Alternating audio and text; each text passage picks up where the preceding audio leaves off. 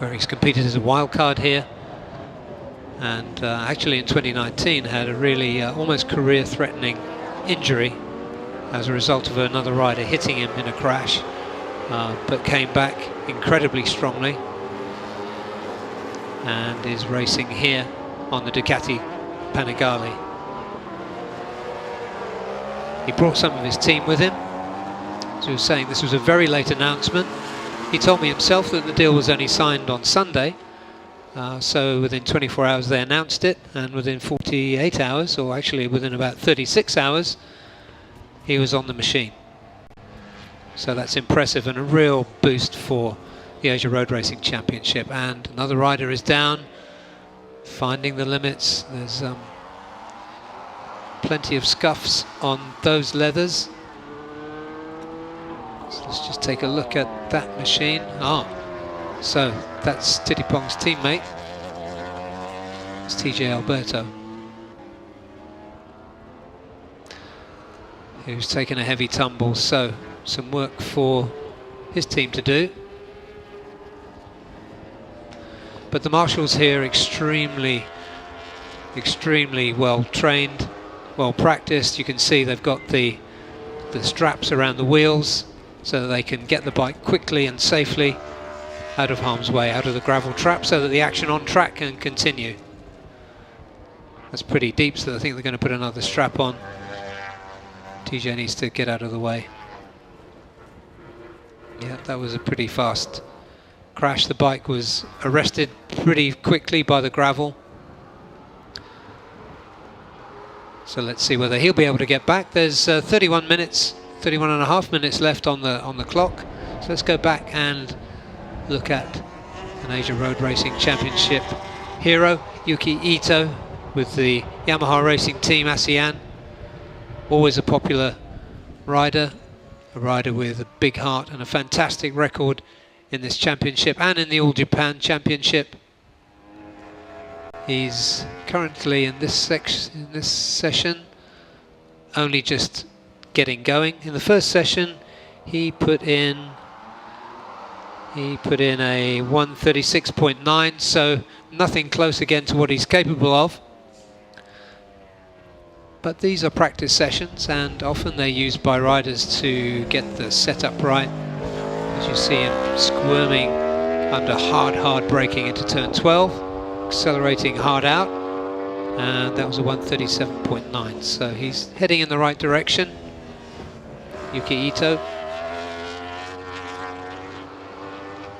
Apiwat remains at the top on that 136.3, but you need to look for the 135s.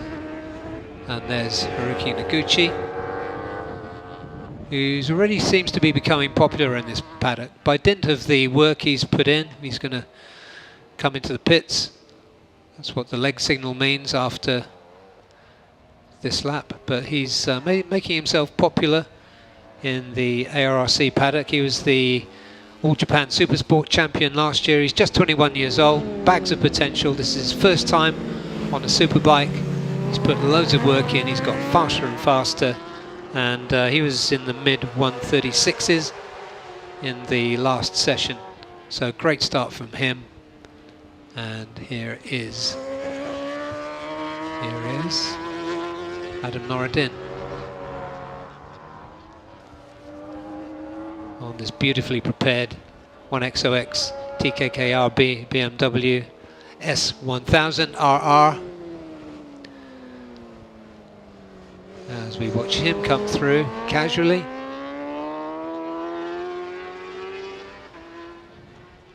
So it looks like he's going to make a stop. He heads up to down into turn 4. These bikes approach turn 4, especially the really powerful machines like the BMW, at around 295 kilometers an hour. And at that speed, turn 4, which looks wide and nice, like you've got plenty of space, looks a lot narrower. There's also a crest, a slightly blind crest as you approach it. So it's a really challenging turn on this track. So let's just watch Adam Noridin come here, another rider with bags of international experience. Still young, plenty of time to go as he backs off and heads into pit lane. There's 28 minutes left on the clock for this 40-minute session. It's currently being led by Apiwat Mongtananon thanks to an early 136.3. Anupab just behind him on 136.5, and Zakwan on a 136.6. Titipong 136.7. So you can see a tenth between each one, and indeed in 5th place Haruki Naguchi 136.8. So you can see how close this looks, even though they're not quite up to full racing speeds yet. As we look back at Yuki Ito, whose best time so far hasn't been his best time, let's say. It's a 137.9, and he comes into the pits too.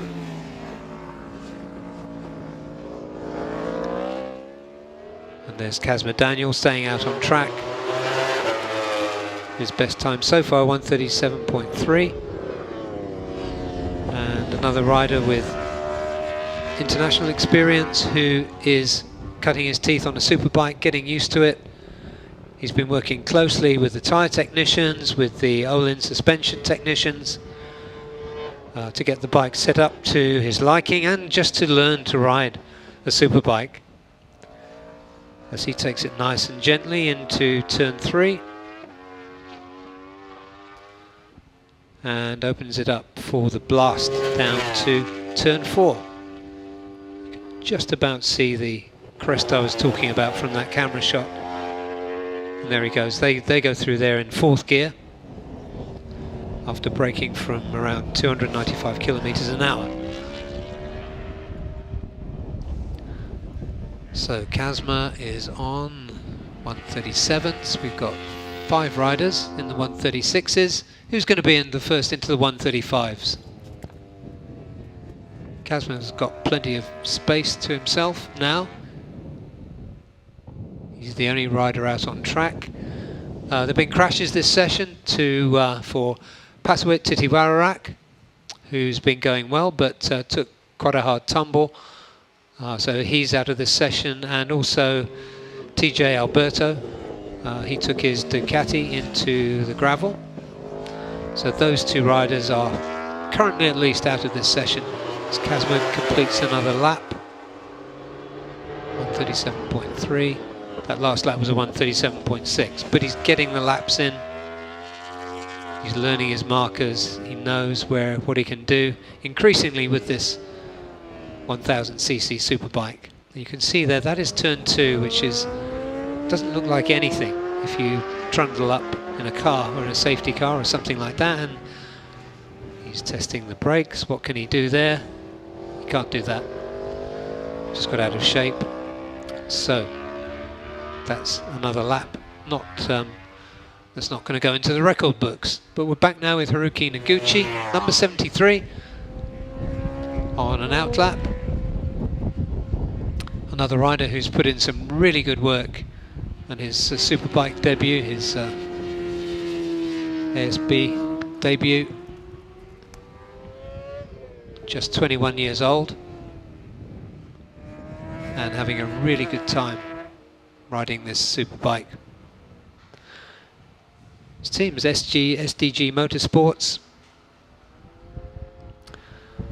and he's on one of the increasingly sought after Honda CBR 1000 RRs.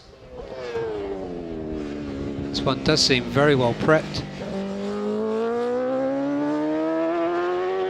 I just saw him under braking there for turn 12, and he completes that. And the timing screen hasn't changed yet, but I don't think he improved. Anyway, he's in 5th place, which is very respectable for the ARRC debutant. And if I remember rightly, I think he competed at Chang International in the Asia Talent Cup some time ago. So he's been around here before, but going round on a Moto 3 machine is nothing like going round it on a superbike. Everything changes, the lines, the braking points, everything.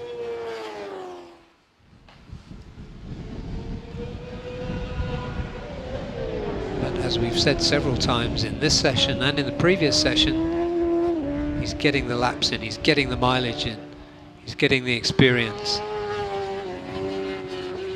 And that's exactly what you need to do.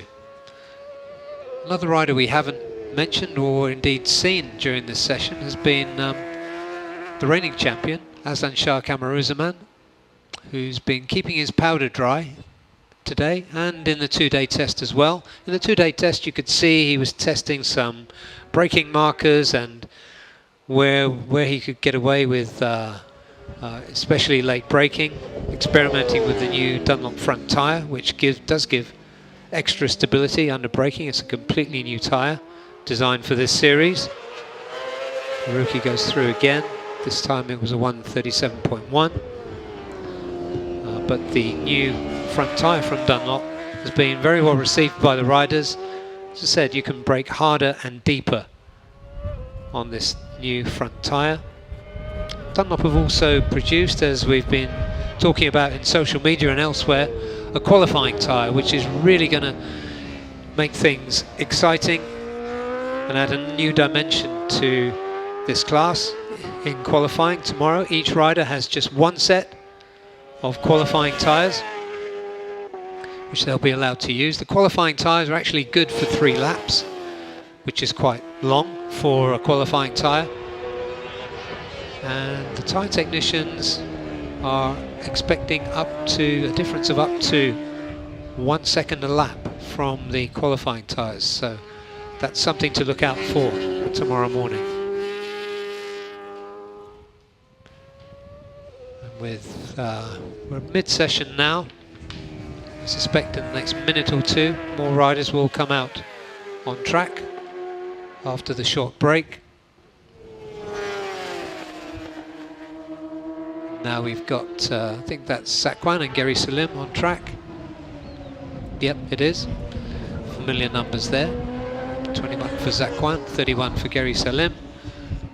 In Gary's case, we used to see him on 250s and 600s. This is him getting used, cutting his superbike teeth during the test, and this weekend in round 1 of the IDEMITSU FIM Asia Road Racing Championship. Zakwan looking around, helpfully perhaps. You still there? Watch this.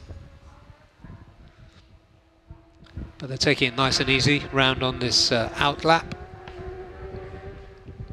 Gary Salim has been away on in international duty. It's good to have him back in this series.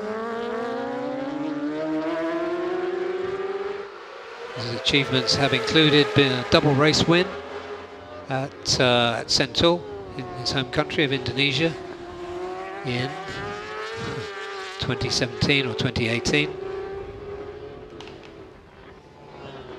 possibly 2017, and he's getting used to superbike step by step, which is the Gary Salim style. He will feel his way into this machine and how it goes around this track. And who better to follow than double Supersport ARRC champion Zakwan Zaidi and the current Malaysia Superbike champion, and somebody, the rider who for me looked the most convincingly, consistently quick during the 2-day official pre-season test. But let's see what happens over the race weekend. There are plenty of riders with designs on that top spot on the podium, including local riders Apiwat, local Yamaha riders Apiwat and Anupab, and including the Ducati new boy, but the highly experienced Titipong Warrakoon, who all 3 of them raced here last season in the BRIC Championship. Okay, so out lap and now in lap for Zakwan and for Gary, as the 2 Thai Yamahas peel into turn 12. Sapiwat at the front, followed by Anupam. So these two will be having some fun together.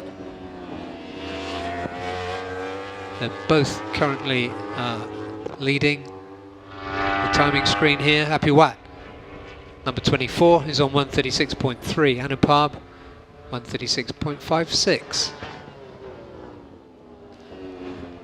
Sapiwat sticks a long leg out into turn 3, and we didn't quite see it there, but I'm quite sure that Anupam drifted the rear of his R1 into turn 3. That's his normal way. Great rider to watch, Anupam, number 500. Really fast, really strong rider. Sapiwat also, different style. Tidier in the way he treats the bike, but super aggressive competitively. And he's just backed off to let Anupam continue on his way. So a little pause from Sapiwat. He does like to outpsych his rivals. He's quite an imperious character, Sapiwat. Really nice guy, but on track he is not your friend. He's really determined, expects to win, expects to be champion. So Sapiwat just wants to check something out, so he's coming straight in. That's why he left Anupam on the track. So Anupam comes through. That was a 136.5. 1.6. So that's his best time. So far he stays in second place behind Sapiwat.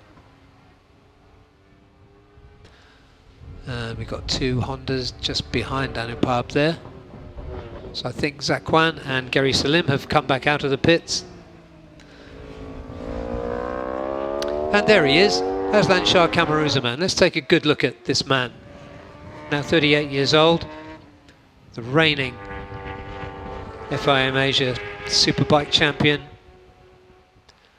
He's been cagey during these last few days, the 2-day pre-season official test. Saw him playing with the bike but not really showing what he could do with it. Playing with braking markers and the new front tyre, which you can see him putting under a load of stress under braking into turn 12. His best time so far is 137.3 in this session, and in the previous session it was 136.9. So again, nothing like what we know the Malaysian champion to be capable of.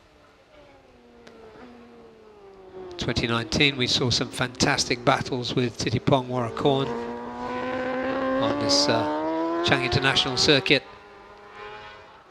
and we wonder what will be served up in just 27 or so hours from now on Saturday afternoon. So Aslan looking pretty tidy. He knows how to throw this bike around when he wants it, when he wants to. Now he's nice and smooth. This is not a time attack from Aslan, but he will have a plan for sure.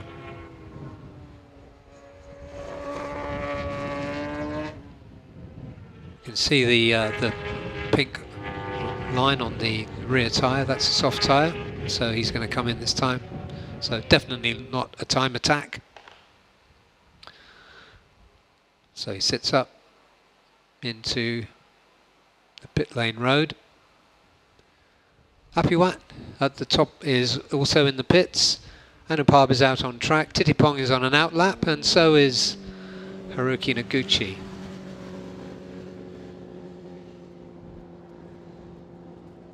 Kazma Daniel in the pits. TJ Alberto in the pits after being in the gravel, as is Pasawit Titiwararak, so we may not see them, but here we are seeing Titipong Warakorn, who topped the first session, getting into the 135s for the first time ever for him on the Ducati Panigale. And he's on an outlap now with almost 14 minutes remaining on the clock for this free practice 2. The Superbikes will get one more free practice session this afternoon, and then it all gets very real tomorrow morning in qualifying, when we will be seeing the Dunlop qualifying tyres that we've been talking so much about. We will see actually what difference that makes to qualifying times. I noticed Zakwan using a qualifying tyre during the 2-day test, and a comparison was difficult, but I compared it with his pole position time from December 2019, and he was 0.4 faster. Okay, different bike, more than 2 years ago, but it was very quick, and it was just in a test session. So Titipong looking comfortable now on that Ducati. As everybody knows, the Panigale is gorgeous, but not so easy to set up and handle and master. But if anybody can master it, Titipong Moracorn can do it. And there's his great rival of many years. He's just gone past, cruising around. That's Apiwat Wongtananon. They have a bit of history, these two. All's okay these days, but when they were young and crazy, maybe all was not so okay from time to time. It was very entertaining anyway. There goes Titipong to complete that lap. That was pretty good for a first flying lap, 1:36.9.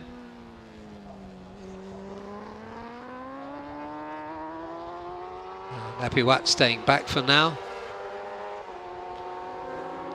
But he'll want to improve on that 1:36.3. It'd be good to see him get into the 1:35s. He's not trying now, not at all.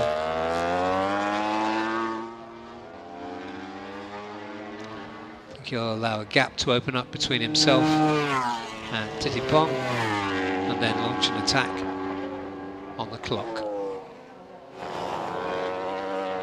And Aslan Moon still in the pits, lying in second place, 1:36.5. And Apiwat perhaps winding up, ready for a quick lap next time around. Aslan Shah's back in the pits, so we still haven't seen what the champion can do.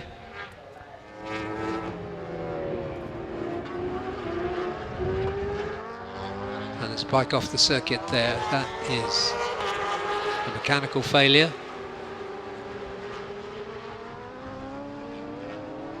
Not sure if that's smoke or the camera out of focus, but I couldn't quite see the bike number there. But now Titipong is chasing his old rival, Titipong Moracorn.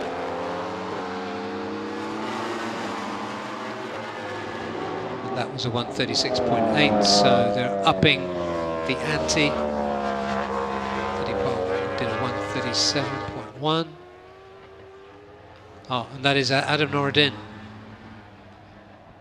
who's got a mechanical problem there on the 1XOX BMW. Parked at the side. He's going to need a ride back to his pit garage, and so is the bike. So back on track, back with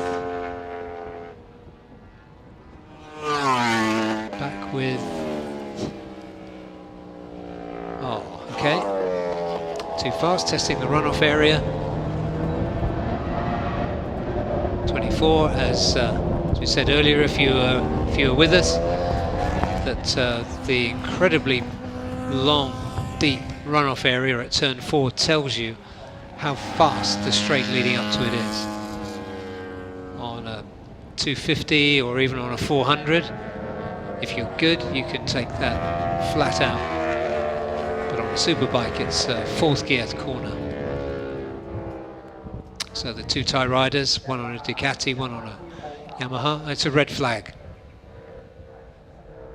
So perhaps that was oil from the bike we just saw stopped.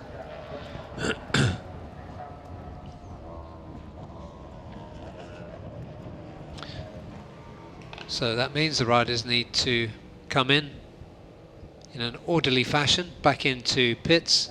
The clock's been stopped at 9 minutes and 2 seconds remaining for this session. So we can reasonably guess that there is some oil or some debris on the circuit, probably oil because that was a mechanical breakdown,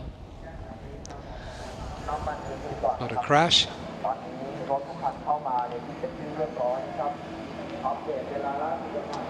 As Apiwat dismounts, goes back into the garage. Anupab is already there and has been for some time. But perhaps it was, perhaps it's oil. Let's take a guess and say it was oil from the broken down 1X0X BMW of Adam Noridin that has caused the red flag and this delay.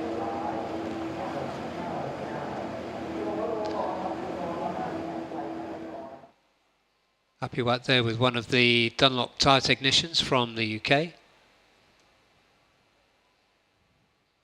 think they brought in 3, yeah, there we are. Checking the surface carefully with hands and sneakers.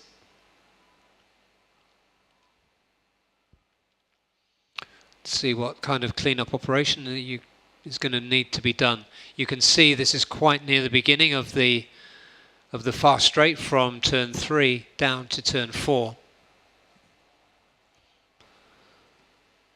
The marshals at Chang International Circuit are truly world class. Back in 2014 when the circuit opened, in 2015, the organisers of World Superbike came out and did some intensive training with them, got them really up to speed. They're always incredibly well turned out and incredibly efficient. Having worked at several circuits around the world as an official, I can tell you that these guys are among the world's best. And maybe some oil at the top of the straight as well. As you can see, another group of marshals up there. So what kind of delay is that going to mean for this session, which was due to finish? Let me check. This session was due to finish at 12:50. So we're in Haruki Naguchi's pit. So they're taking the opportunity to change tyres, assuming that they'll be able to get out. The session was scheduled to finish at 1:30. It's 1:24 now. But there seems to have been oil dropped for quite a long line down the circuit. And there you can see what happened. Yep. Ominous blue smoke pluming from the back of Adam Noridin's 1X0X BMW. That's expensive and time consuming for the event. So disappointing for Adam Noridin. They're just going to move the bike now. As you can see, they've got all the gear there. Bike carrier hooked up to a scooter so they can get into tight spots and get the bikes out safely and effectively.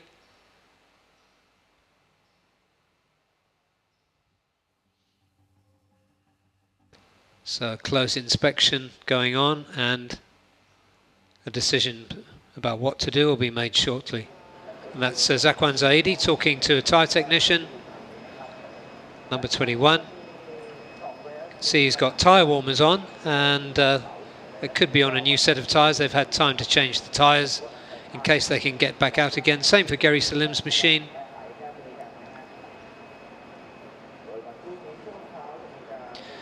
Gary sitting calmly at the back of the pit. Nothing you can do. Just wait. Talk to the technicians. They've got tyre and suspension technicians there in the pit garage with them. And there it is, there's the absorbent material being spread onto the track. It looks a bit like cat litter, if you own a cat. I don't, but I know it does look like cat litter. But it's absorbent, it quickly soaks up the oil and allows it to be swept away and leave the track in a safe condition. But it's not a fast process to clear oil off tarmac. The specification for the absorbent material, I nearly said kitty litter, is strictly regulated by the FIM, and the procedures are well known, and these experienced marshals know exactly what to do. You can see them just rubbing the broomstick style brushes over them to make sure that the absorbent material soaks up the oil. And there's 3 groups of marshals, so I guess there's a long line of oil down this circuit.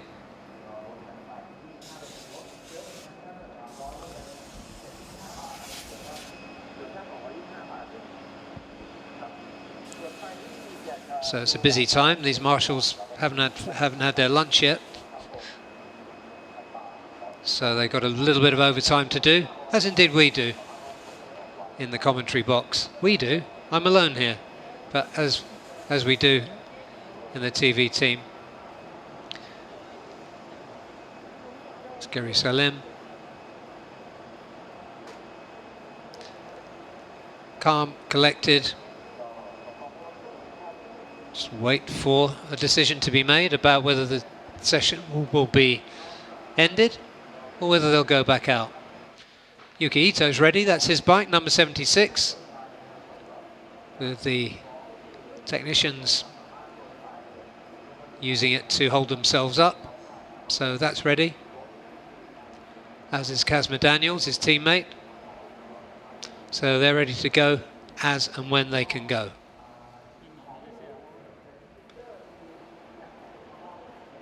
So as we can see from the official announcement, there's oil on the track on the run down to turn 4.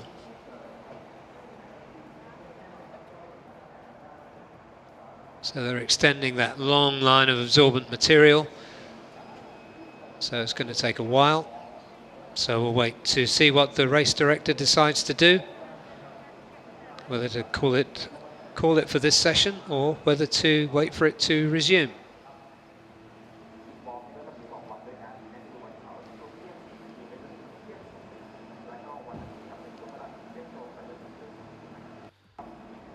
As in these cases, when we have delays, perhaps we can look back to an amusing moment. In hindsight, it's amusing.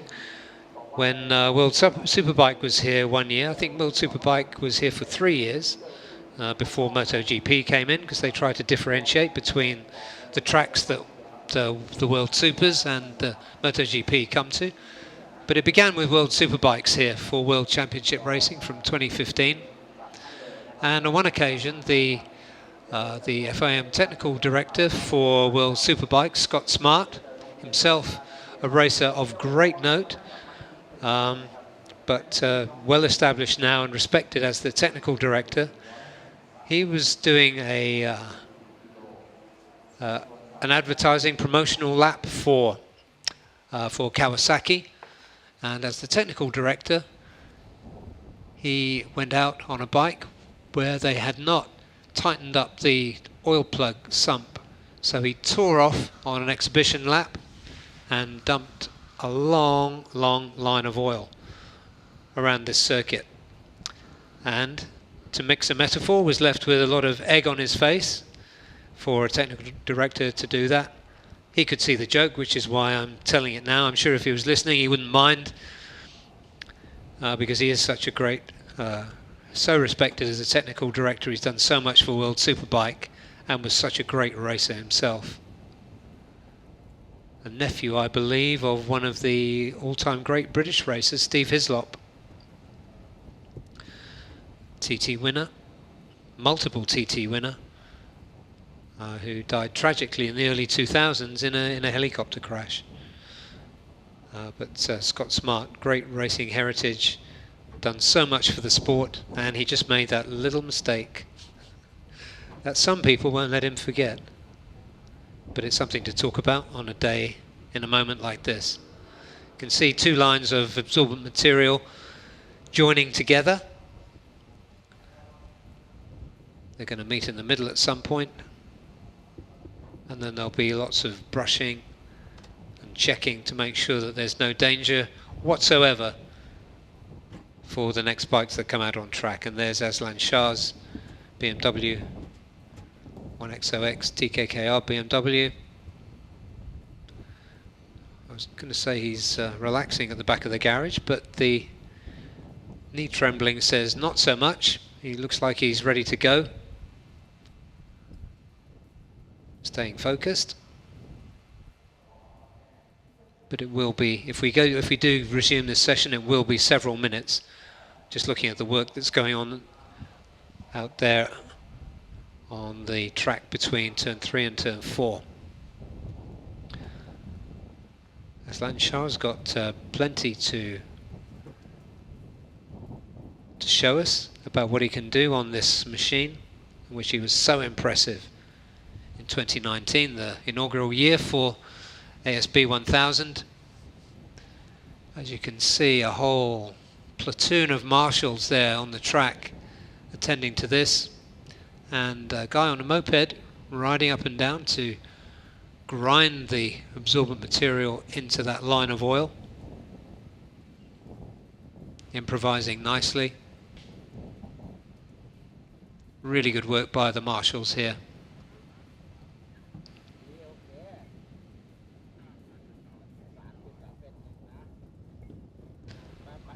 They're always friendly, always ready.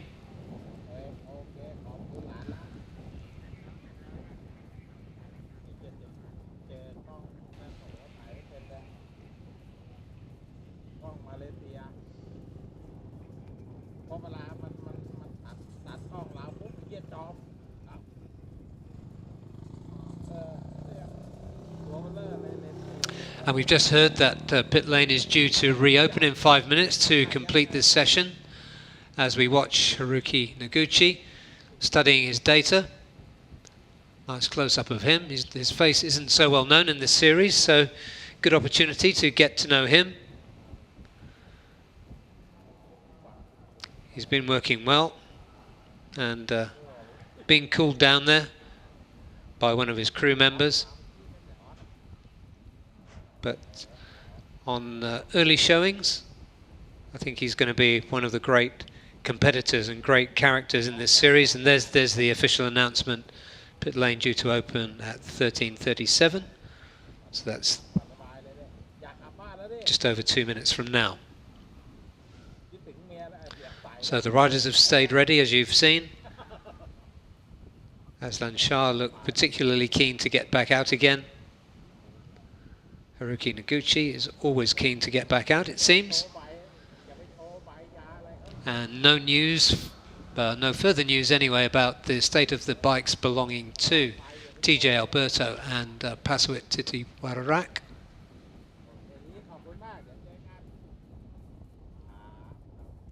The Yamaha Thailand pit will no doubt be ready. They had no problems with their bikes. And so that's official. There is 9 minutes left, 9 minutes and 2 seconds left for this practice session before the checkered flag comes out. And the pit lane will reopen in just over a minute from now. And the bikes will return to the track to see what we can do. We'd be good to see somebody break into the 135s. We often see that early in the sessions. Some of the fast times are often set early in the session. So 9 minutes to go, just a little sprint. Let's see what happens. Now we wait for the klaxon to sound to announce it's going off. You can see right in the distance, safety car coming back in, having no doubt done a circuit.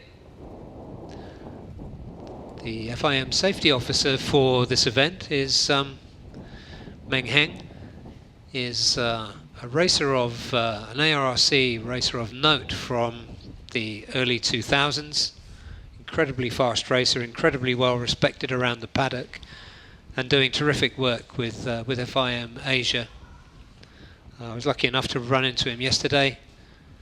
He's a lovely guy, dedicated to this, and he will be making doubly sure with his rider's head on that it's safe to continue. And on that section, to be fair, the green flag's been waved, so pit lane is open.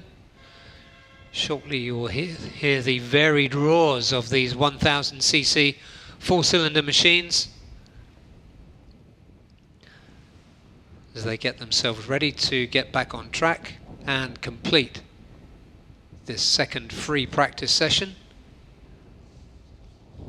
for the round one, the first round of the IDEMITSU FIM Asia Road Racing Championship. I think that's Yuki Ito making his way first back onto the track, no doubt to be followed by the rest of the field, or the rest of the field that have rideable machines. And here they come in a line, so we'll soon be able to take a look and see who's there and what they can do. Of course they'll need an outlap. They'll want to check where the oil spill was. To be fair, it's in a straight line and not in a braking area, so perhaps less hazardous. But let's see the first bikes as they come up to it. That's just coming round turn 3 there. The oil spill was shortly after that. There you go. So just taking a look, and Kazma just blowing some of the dust around. So they look confident enough as they head down to turn 4. So this will be a fairly gentle outlap.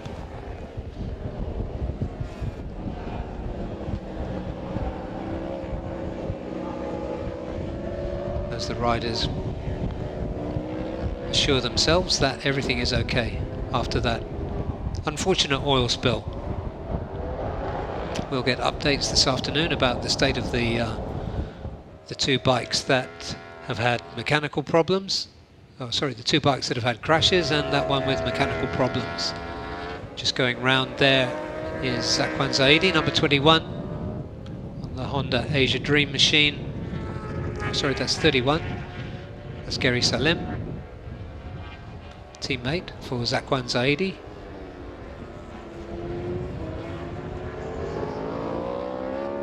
And Gary is being chased by the two Thai Yamahas of Anupam Samoon, and the man in shot there, number 24, Apiwat Wongtananon, who will begin his first flying lap as they cross the line.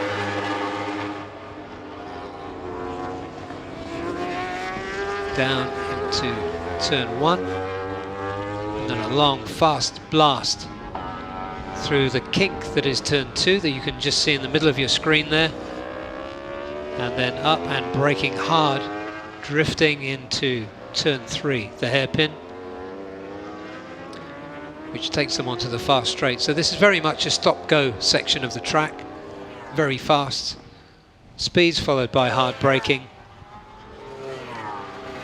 At the end of this straight down into turn 4, they're taking about 4th gear. It's a very fast, challenging, technical turn. The two Thai Yamahas nicely through there. Gary Salim just in front of them. Titipong Morakorn has just left pit lane, so he's on his outlap. He of course topped the first session, the only rider so far in this official practice day to break into the 135s. Aslan Shah hasn't moved yet, he's still in the pits, and so is Haruki Naguchi. Brace of Thai Yamahas there, coming into turn 12 to complete a lap. That was a 136.7 for Api Watt and a 138.5 for Anupab. That was the first flying lap of this session. And you can see from the pink line on the tyres, these bikes are running soft rear tyres. Seems to be the choice. There's still some fairly gentle running by the two Yamahas as they avoid that oil spill.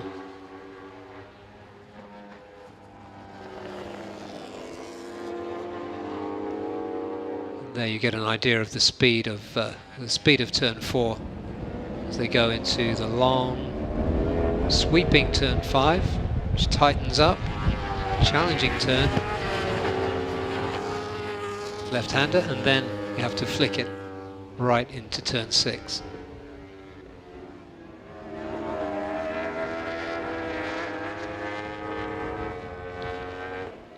So Haruki Naguchi in the pits, sitting in number 5 on 136.8.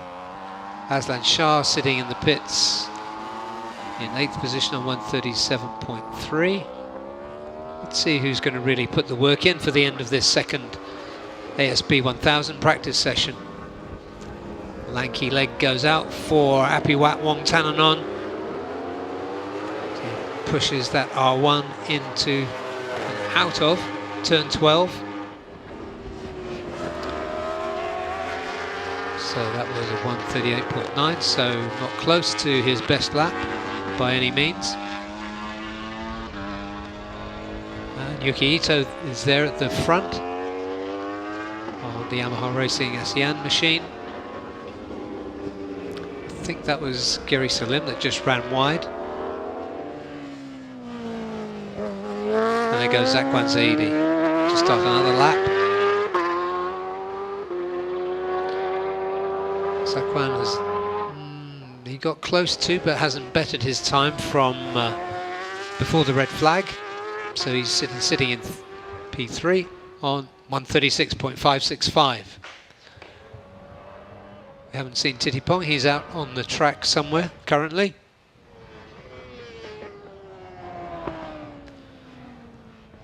Nice shot there of Zakwan, the Honda Dream Racing CBR 1000 RR. Really neat, fast riding style from the Malaysian. Always good to watch. Always in with a chance for a win.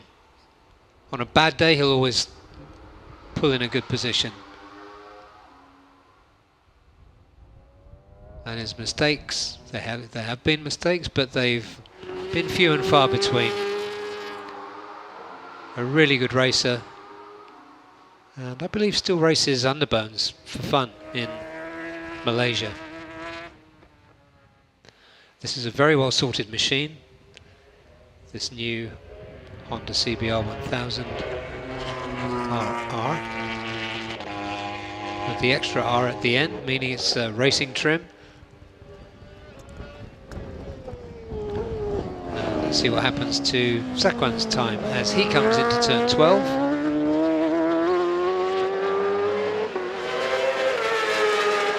To his time, 136.8. So he's consistent, but not coming close to the times that we've seen him capable of, or we know he's capable of. His 2019 qualifying times were quicker than that. So he's using the practice to practice. And especially for turn 12, as we just look at Yuki Ito coming through there. Yuki hasn't shown us too much in this session. He's on 137.9.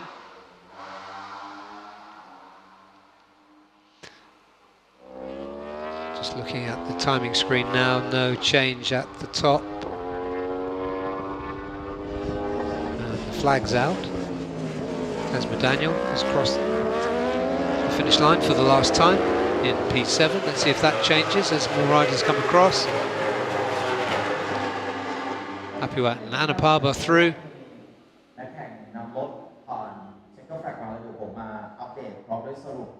Gary Salim is through.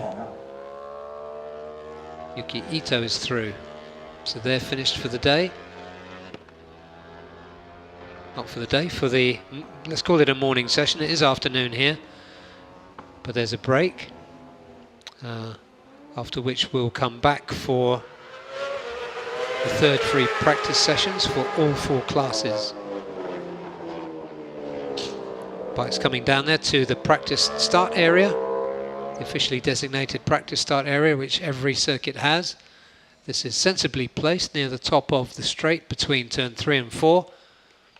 So the bikes can really get the full power down and hold it there. So looks like Casma is away first. Whoops. That's why it's called practice start. Next goes, not sure because of the sunlight.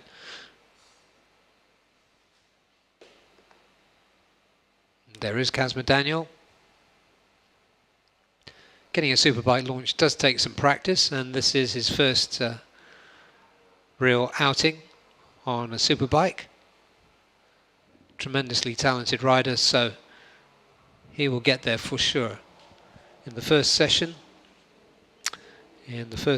he clocked to 136.9. And he's done better than that in free practice this time around. This time around he managed a 137.2 as his best time. So good progress there for the young Malaysian. And good work, it has to be said, by the team. Here are the results. Number 1, Apiwat Wongtananon held that number 1 slot for most of the session, followed by Anupab Sarmoon, Zakwan Zaidi for Honda Asia Dream Racing, Titipong Warapon for Access Plus Ducati in 4th, Haruki Naguchi in 5th, and Gary Salim 6th, Casma Daniel 7th, and Aslan Shah in 8th place. 9th was TJ Alberto, who unfortunately crashed out of that session. Yuki Ito was 10th on 137.9, Adam Noridin, who had that breakdown, in 11th place, and Pasuit, who had a crash, in last place that time around. That's the end of the ASB1000 Superbike session. We're going to take a break now, and we'll be back at 20 minutes past 2 for Underbone qualifying session. We'll see you then.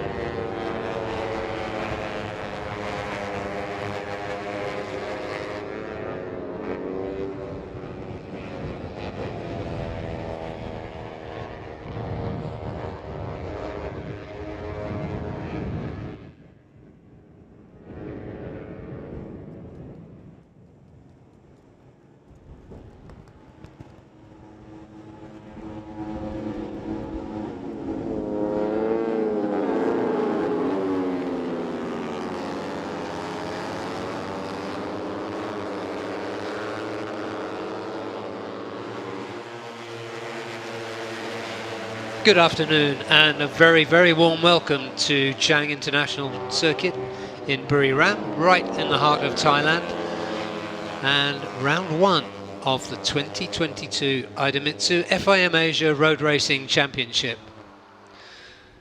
We've already had one morning of action on track with 2 free practice sessions for each of the classes.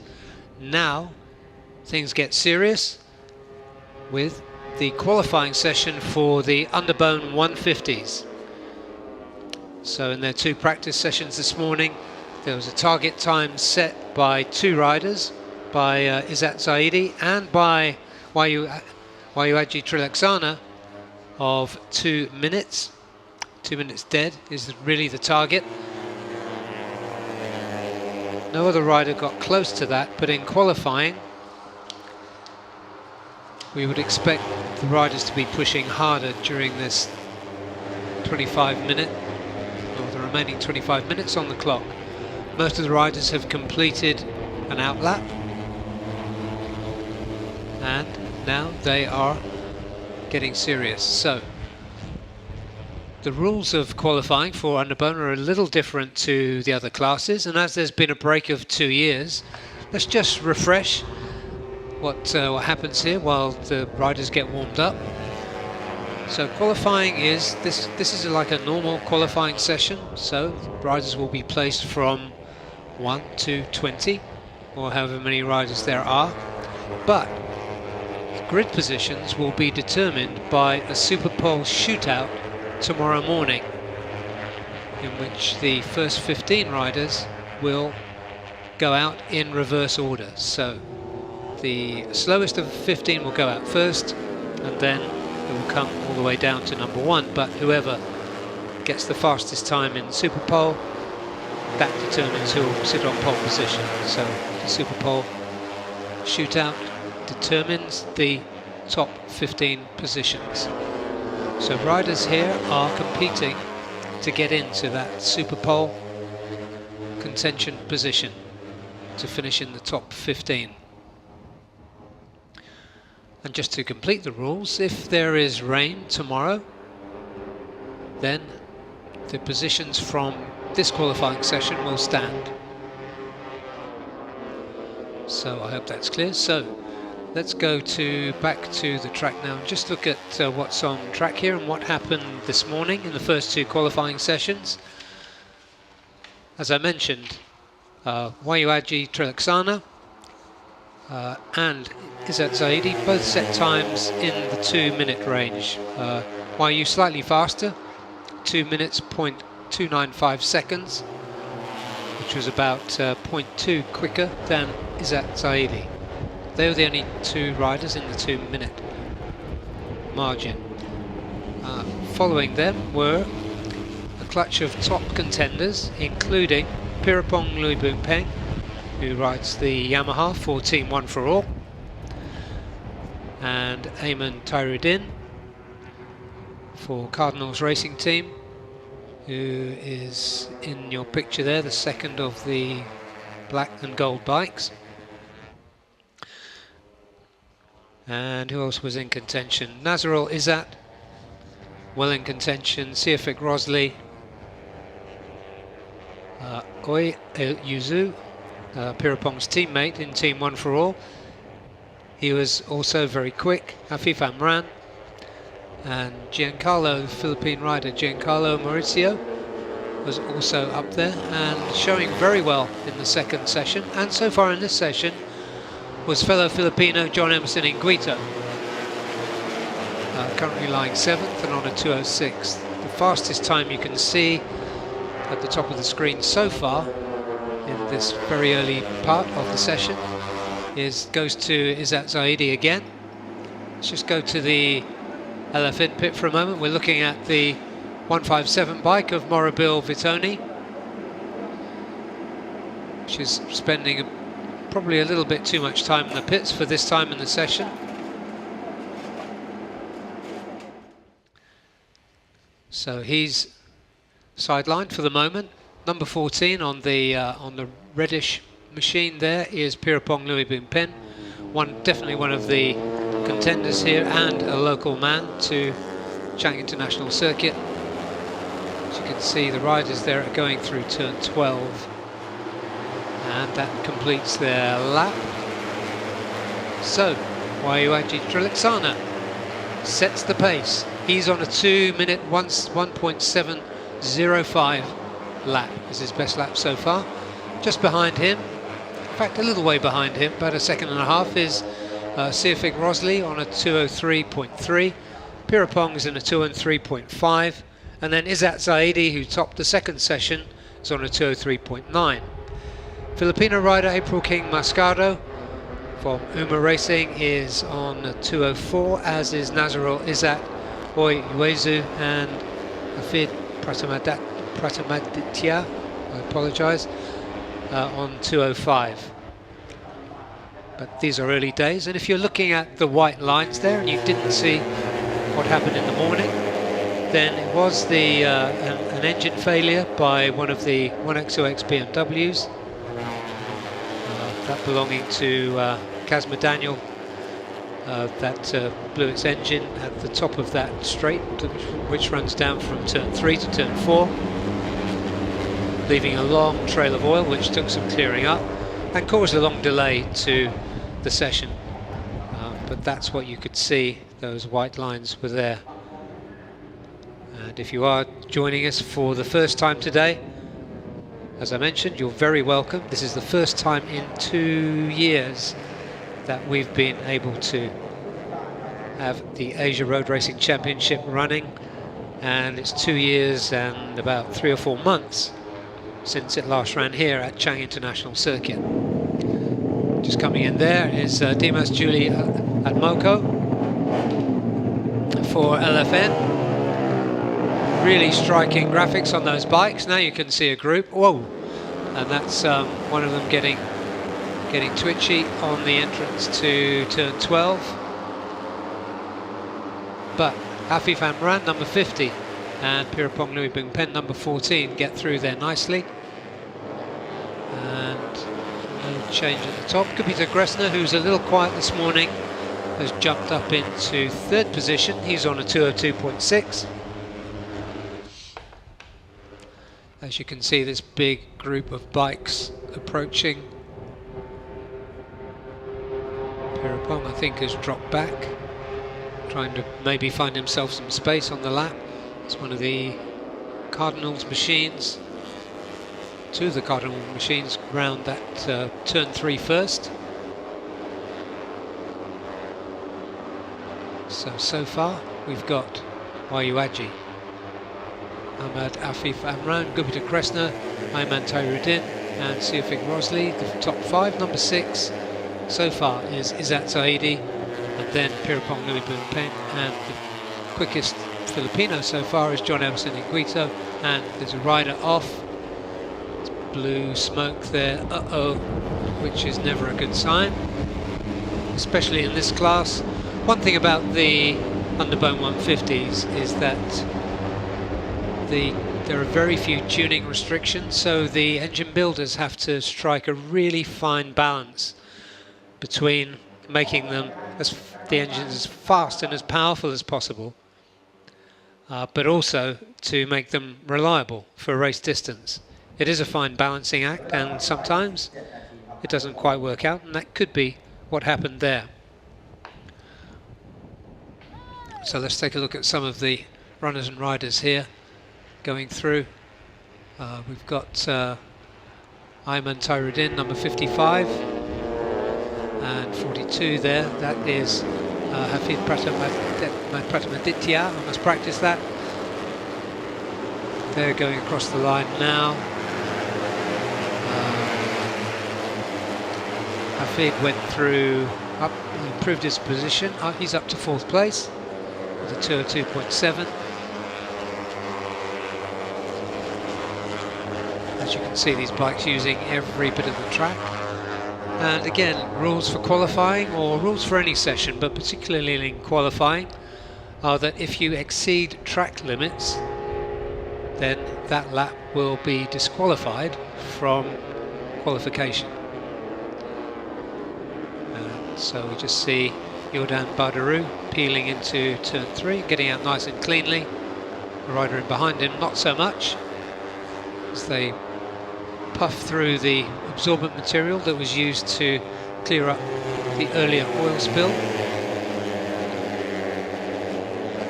And these bikes heading down the straight between turn 3 and turn 4, they hit around 150 kilometers an hour going into there, which on a bike this small, and as I was just talking about, the time's been cancelled. Bike 14 and bike 27, that's Pirapong and I'll come back to that in a minute, but they had their laps cancelled because they exceeded track limits. So the race director keeping a beady eye on what's going on track here.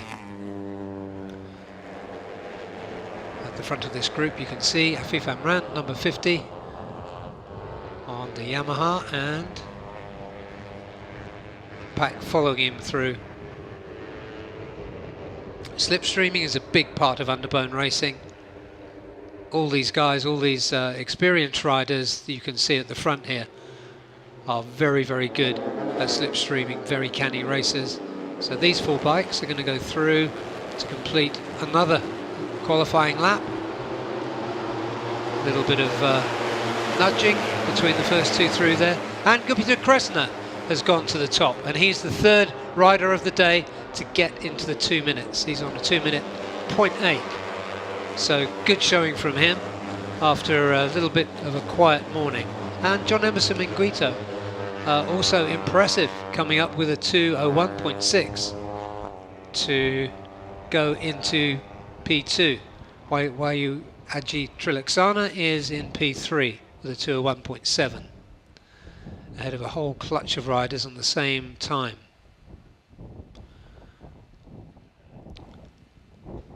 So here we go, around turn 3. Not much smoke or not much dust being kicked up on that absorbent material now, which means it's done its job. And this big group of bikes heads down toward turn 4. If you listen carefully, you'll probably be able to hear that they're not rolling off. Jordan peels into turn 5 first out of that lot.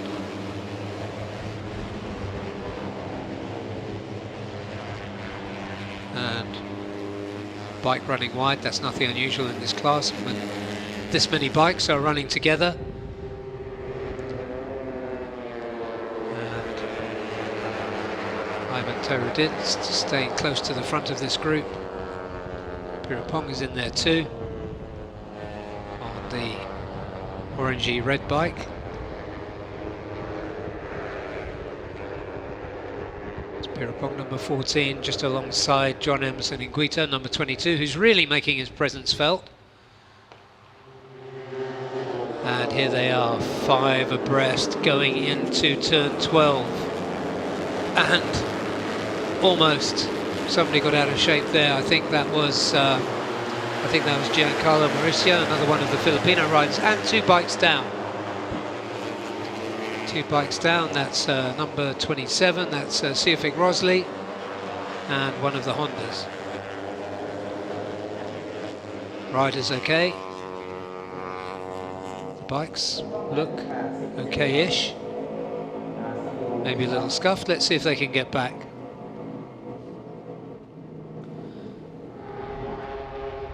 And now at the front, once again, Jordan Pirapong taking a wide line, a little too wide at turn 3, and dropping to the back of this group. And these riders have slowed down. I think that's why Haji Trilaksana putting his hand up there. As we look now at the number 43 bike in the pits, that's April King Mascado, the Filipino rider. He's currently sitting in 11th place in qualifying with a 2:03.6. Meanwhile, the big group is getting back up to speed. Positions won't change on this next time around, but after that they'll get back, and another little nudge there which is very much par for the course. Nobody gets upset about it in this class. 2 LFN bikes following. Bike number 50 there, Afif Amran. Extremely experienced, extremely quick underbone rider. Leader in qualifying, Gupita Krishna, currently is in the pits. And Giancarlo 124 getting back into contention with those 2 LFN machines, as well as Afif Amran. As the 4 of them come round together to complete another lap. Head down behind the fairing. Quite often you'll see the riders with their heads right down, so they're not even looking. They will just time how long, 1 second, 2 seconds before they need to look up and brake. Nothing that serious this time, as these guys roll off and wait for something to happen. So this group just cruising a little bit at the moment.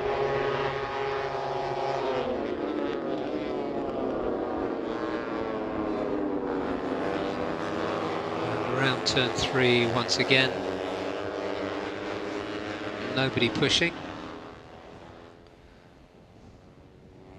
The eyes of the race director will be very much on this group at the moment to see why they are not running at racing speeds.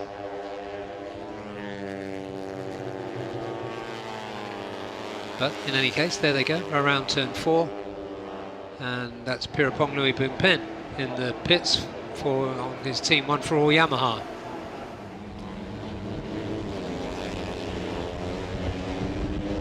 So about half the field currently in the pits.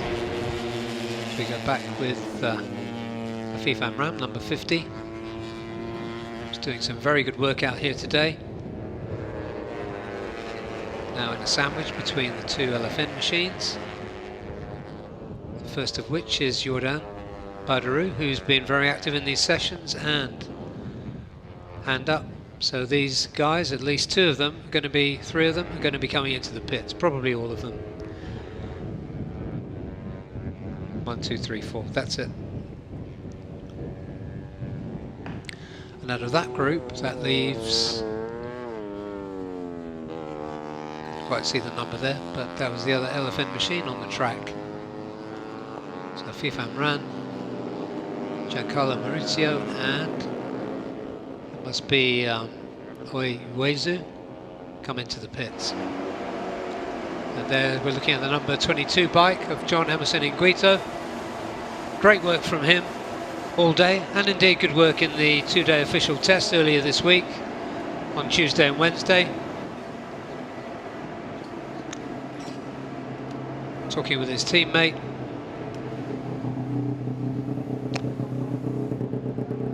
I think that's April King Moscato in there with him, and right next door is number 42, which is Hafid. And we're out on track there. Dan is back out on track, followed by one of the UMA machines. See if we can pick that up. But most of the field now is in the pits.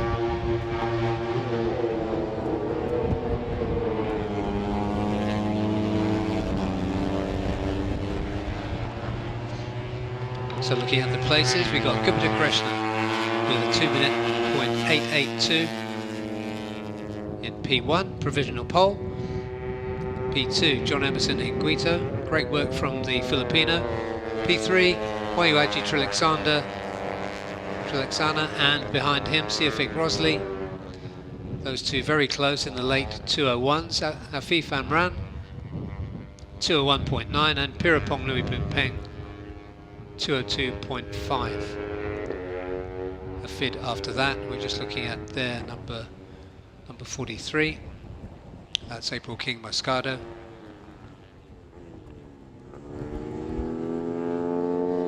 King Moscato on an outlap. So here he goes.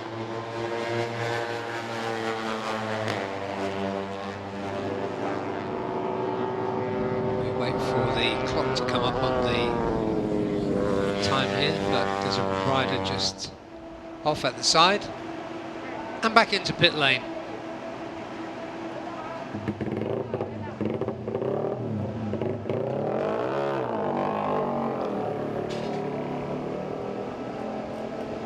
So that's with, so they were with number 55, Noridin, and now we're back out on track with April King Moscato. A lot of faith being placed in April King Moscato, of course. Kyle Paz McKinley, I've got his name in the wrong way around, sorry, who's the reigning champion, is not here, so many people in the Philippines are looking for April King Moscato to fly the flag for the Philippines instead. However, John Emerson Inguito and Giancarlo Maurizio have been going also really well and could have other ideas about who might take the mantle from McKinley Kyle Paz. We're looking there at Oi Uezu on the team One for All Yamaha.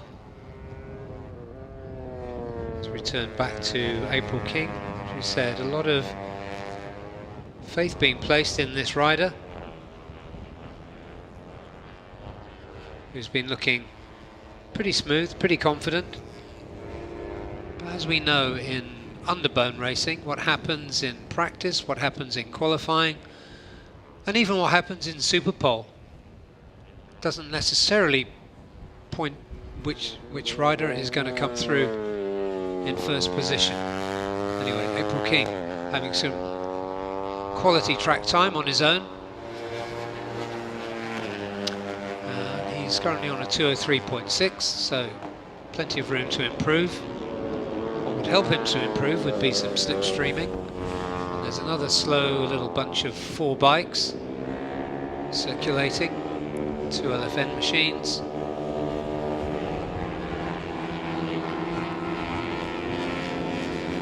That's Jordan and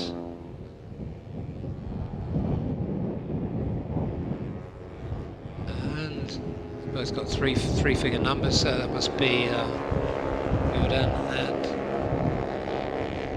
well, I guess. No doubt. Numbers will be taken of these riders who are circulating slowly currently.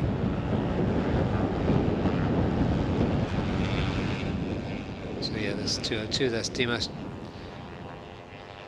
Jewel Amako.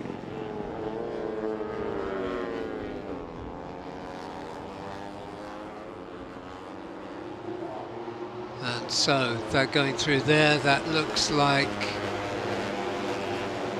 number 60. Squiggle on there, but that's Wayuaji Trilaksana, currently sitting in 3rd place. Fastest time of the day so far goes to him in free practice 1, and he's now leading this group. He was full of vigour and confidence during yesterday's official launch, and fully expecting great things this weekend and the championship at the end of the season.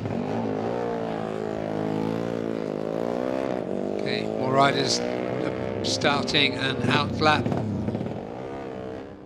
So there is, I think that was CFA Rosley and Steve Van Ram rejoining the action.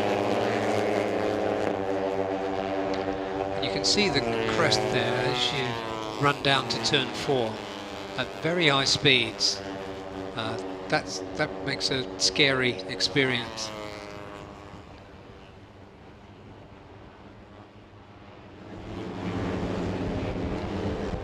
Provisional poleman, Gupta Krishna, also on an outlap. And, okay, so John Emerson Inguito, very pleased with himself. Surely he's guaranteed a place in Super Pole. That might be enough for him.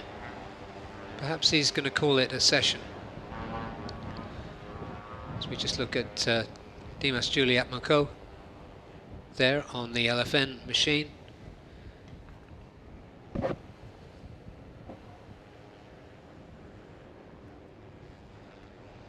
Tucks in nicely, and there's Pirapong Luibungpen moving inside Jordan as they come into, but he almost had himself moved inside, but held on to that track position, head down and across the line.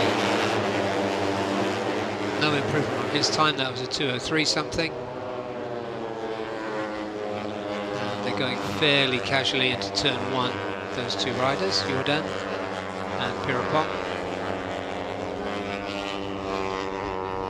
Currently in the pits, maybe John Emerson Inguito has called it a session, because really the main objective is to get into Super Pole. Sefik Rosley also in the pits, also on a 2:01, 2:01.8 in his case. And there again is bike number 22.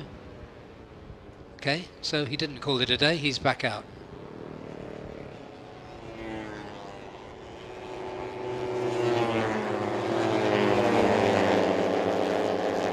Past the chalky absorbent material at the top of the straight and down into turn 4. This won't be a flyer, you can tell by Pirapong sitting up and taking a look around. Into turn 5.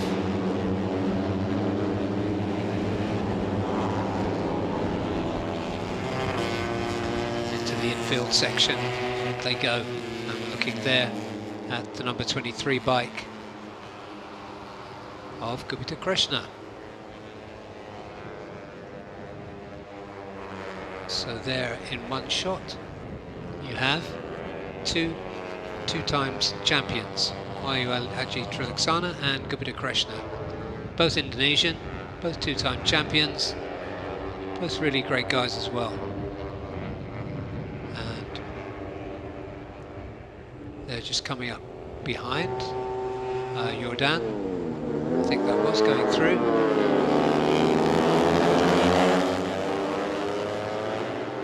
Good to see Gupita back at the front, and the checkered flag is waved, so that will be job done for now for qualifying. So as the bikes come in, they pass the checkered flag, we'll be able to confirm who will be going through to Super Pole tomorrow.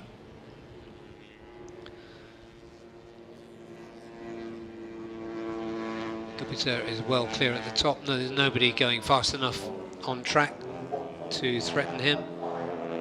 So it looks like the job is done. So congratulations to Gupita, qualifying. He's in provisional pole, subject to what happens in the Super Pole shootout tomorrow, provided that it doesn't rain. If it rains tomorrow, there will be no Super Pole, and the positions determined by this qualifying session will stand and determine the starting positions.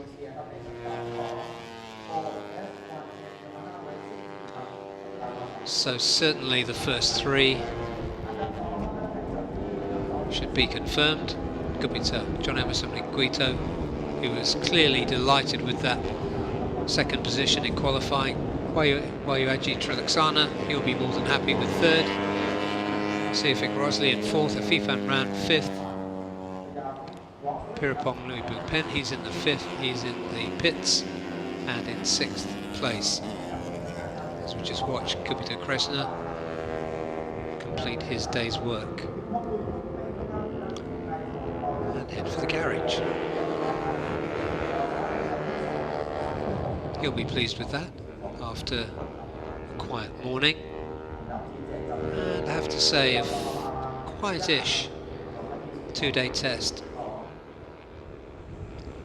But he's an experienced rider, he's a double champion, he knows when to put in the effort when it counts, and he's a great racer who knows how to get to the front of one of these groups of 10 or more bikes when it really matters at the last corner, and it's definitely at this last corner, turn 12, at Chang International Circuit, where it really, really matters. So we should have the provisional results confirmed now, so let's take a look and run through them as we look at that nice blue sky and those lovely white, pinkish cumulus clouds, making the whole thing look rather beautiful. And the green grass, and yes, that is real grass. As we look down from turn 3 at the top of the circuit, that's the main grandstand on the start-finish straight. You can see across to your left. And guess what? This is Chang International Circuit, and you can see a few signs with Chang on them in the shot right now. This is the first international race to come back to Chang International after the pandemic. And indeed, historical fact, the Asia Road Racing Championship was the first international series ever to come to the circuit. They were looking from turn 1 down towards turn 12.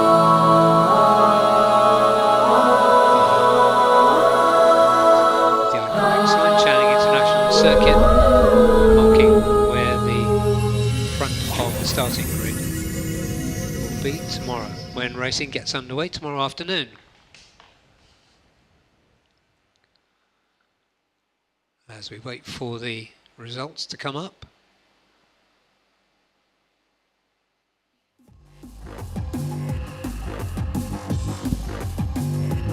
So we're going to take a quick break now and be back for the third practice for AP250.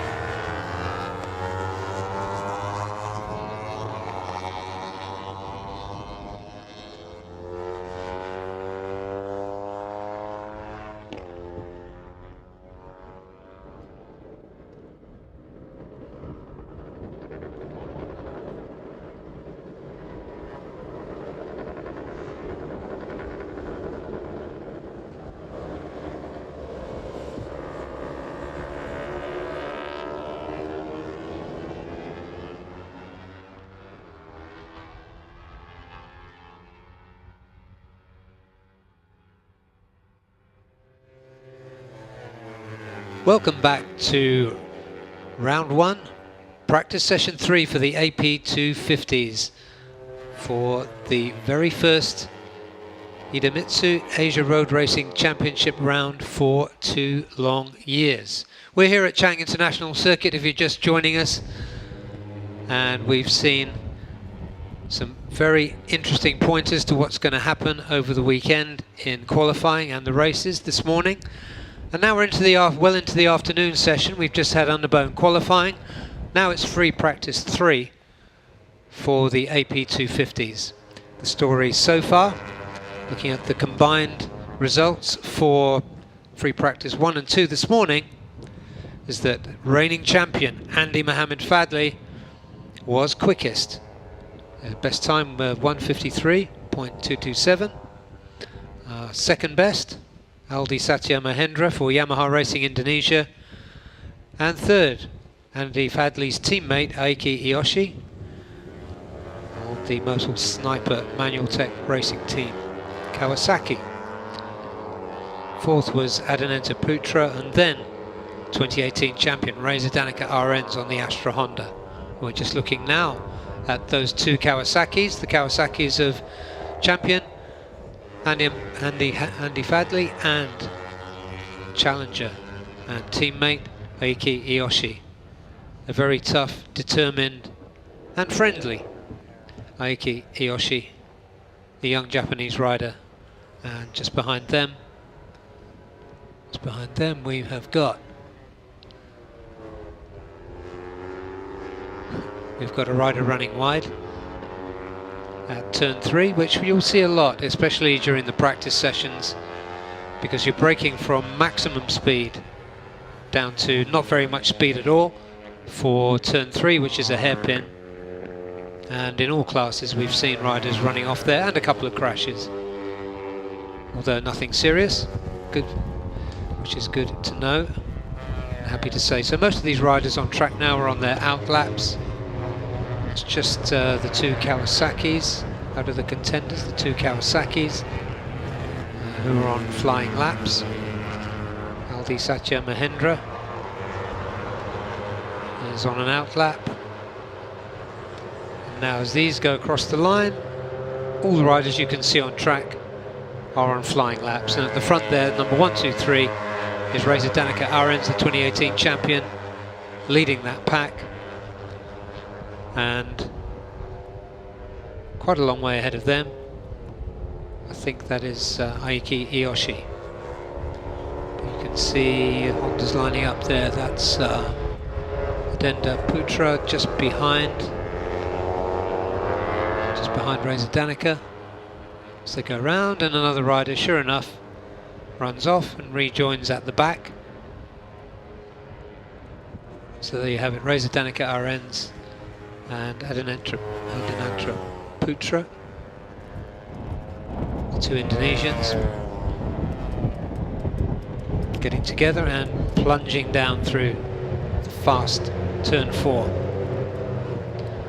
And now coming round to the long, tightening turn 5. It's a really nice technical turn, that one.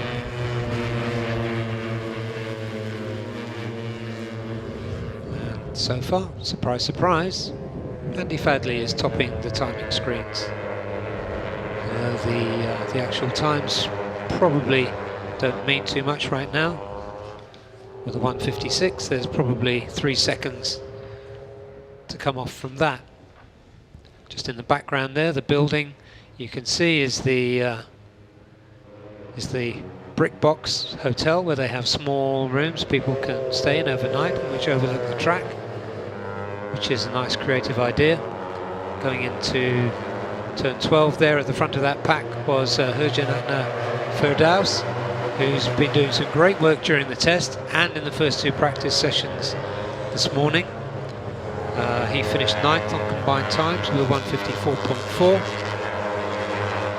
So far he's done 1:56.1 in this very early stage of this 3rd free practice session.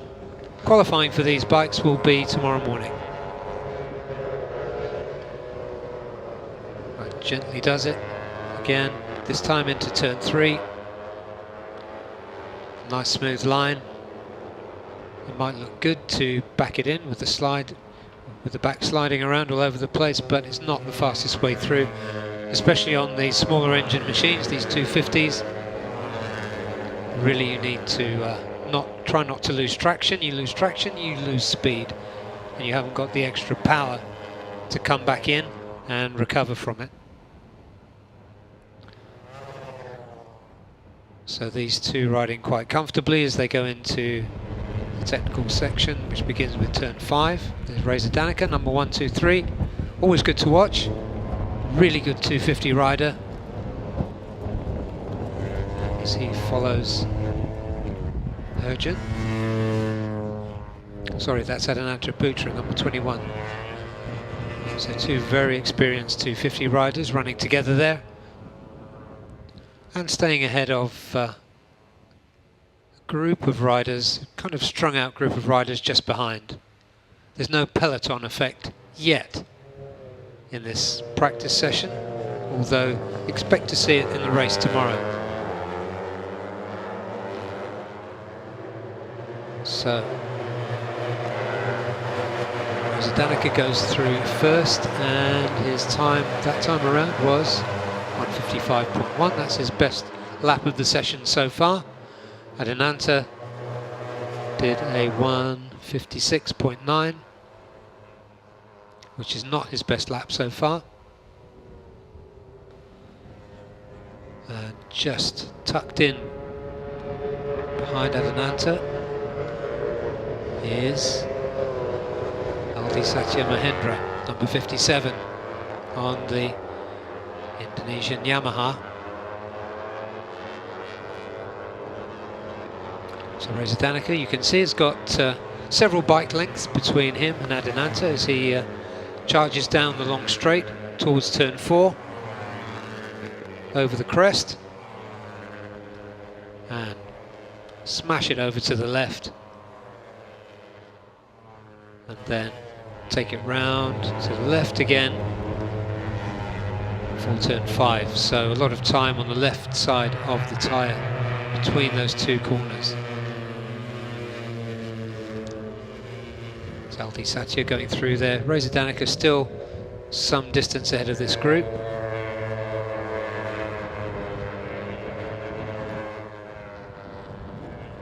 Andy Mohammed Fadli still on top. We haven't seen too much of him on screen.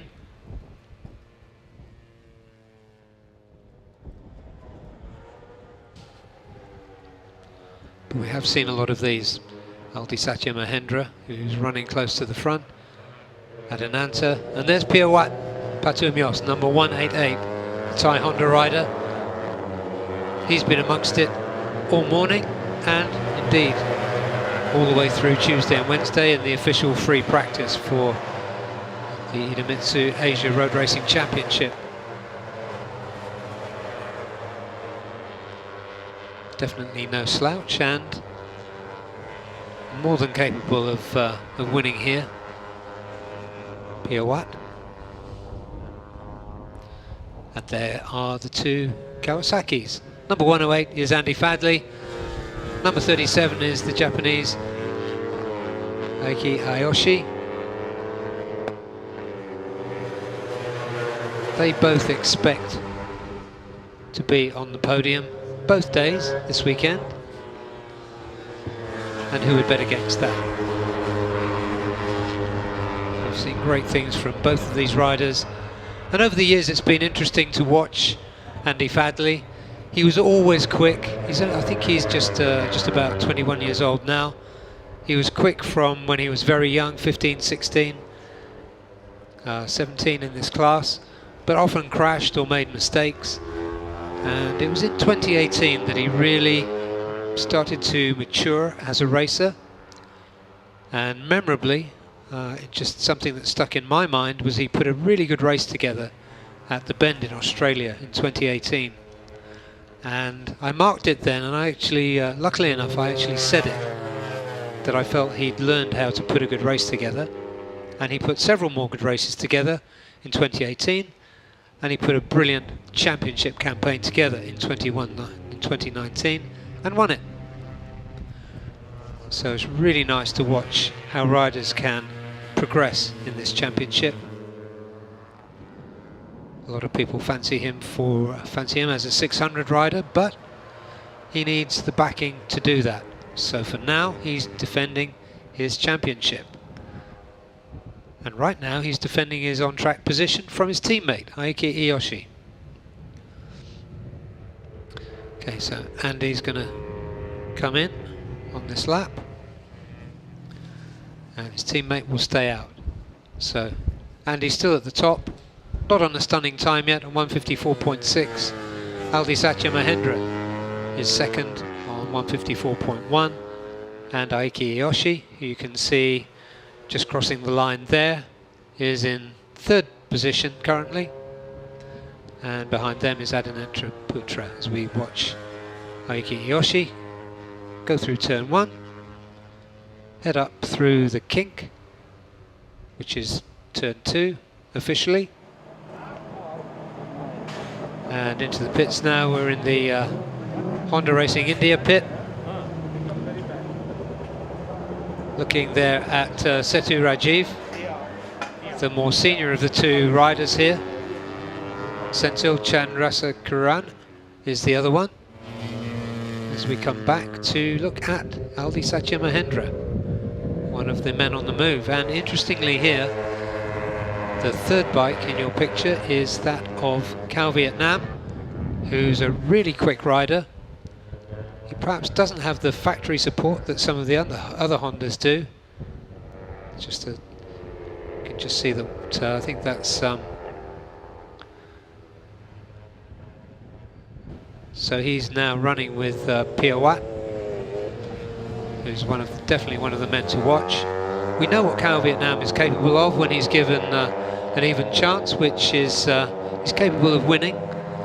He's been on the podium in the Asia Talent Cup here at Chang International Circuit, so we know his talent. He's pretty experienced now, and he's doing a good job chasing Pia Watt on track right now. His best lap time so far in this session, 157.8, and looking at this morning, his best time was 155.6. So Cao Vietnam has got a little bit more in the locker. But as he said yesterday, in conversation and in the media launch, he spent 2 years just practicing on small tracks in Vietnam. There was no racing. So coming back to a big international grade A circuit, which is Chang International, is a huge challenge to get used to racing at these high speeds again. These bikes, these 250s, are hitting close to 200 kilometers per hour on that straight. You just saw them come round. So Cao Vietnam, an experienced rider, really popular guy in the paddock, and a really popular guy in Vietnam. They have a few races now in the series, which is really good to see. And Cao Vietnam really is the one that they all look up to. He has something, even though he's not an old man by any stretch of the imagination, but he has something of the ambassador about him. He's very articulate, very knowledgeable guy, always ready to talk. And let's see if he can improve his time now. Another lap under his belt. That was a 157. Yeah, that was his best lap of the session so far. 157.053. And he's got company now, so let's just check them out. So just at the front of that group, that colouring must be 1X OXTKKR. And just coming into the centre of our screen now is Ray Ratakuri on the 1XOX machine. Ray Ratakuri, very talented, very experienced rider, international experience. a really good bike and a really good team this time around. So it'll be good to see what he can do. However, they are following at some distance. Cal Vietnam, the number 65 Honda at the front of that group. Cal Vietnam putting some good laps in there. Ray Ratakuri, plenty of expectation on him. Multiple race winner. And actually another very articulate ambassador for the sport. Now, most of the bikes are in the pits. These guys might come in this time around. At this point in the session, but not this time. Ray Ratakuri puts the bike under pressure. And there is number 13, which is good to see. Akid Aziz,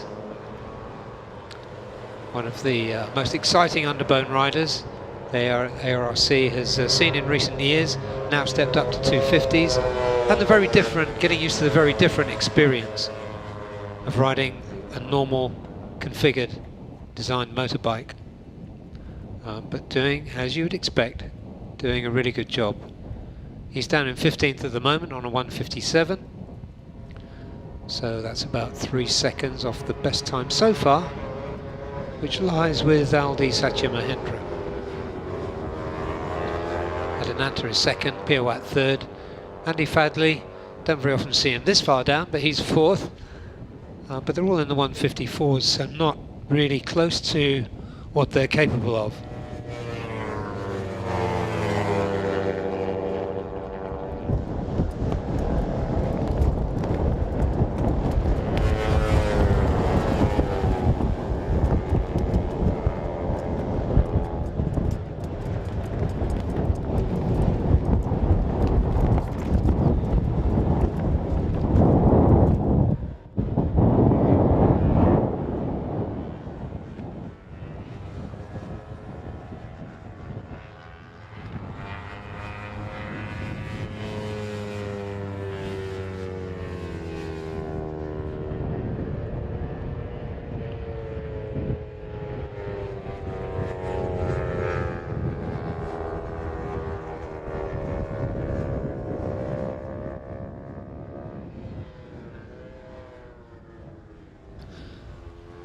And with 10 minutes to go, and more than half the field in the pits, the other half cruising, probably we won't see any changes at the top.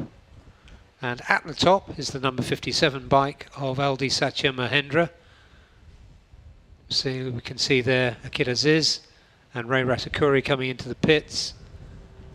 And we can see one of the LFN bikes, number 55. 55? No, we don't have a number 55 in the field. But some action continuing on the track. There's Andy Fadley. This time shadowing his teammate Aiki Iyoshi.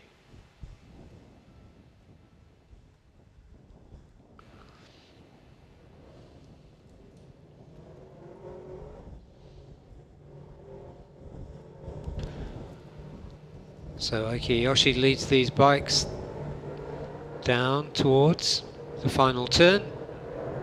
Andy Fadley takes a look behind him.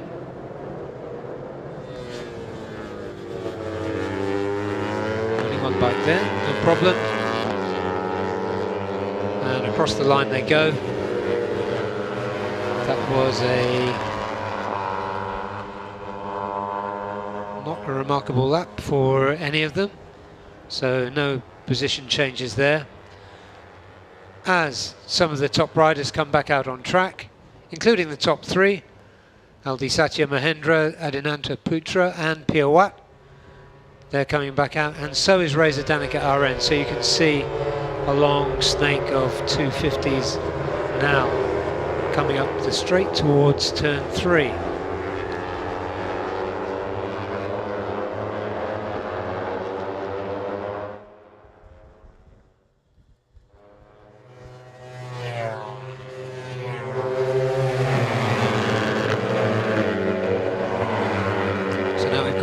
8 minutes remaining in the session. So we should see some times tumbling soon. As it might have been Ray Ratakuri running wide there. But no harm done. That's what the safety runoff is for. And experienced rider that he is, he just waited until the track was clear before rejoining. We've still got Aiki Yoshi at the front of this group. And I just saw Adinanta Putra muscling his way through, even though he's only on an out lap. So he looks like he's going to mean business for the rest of this session.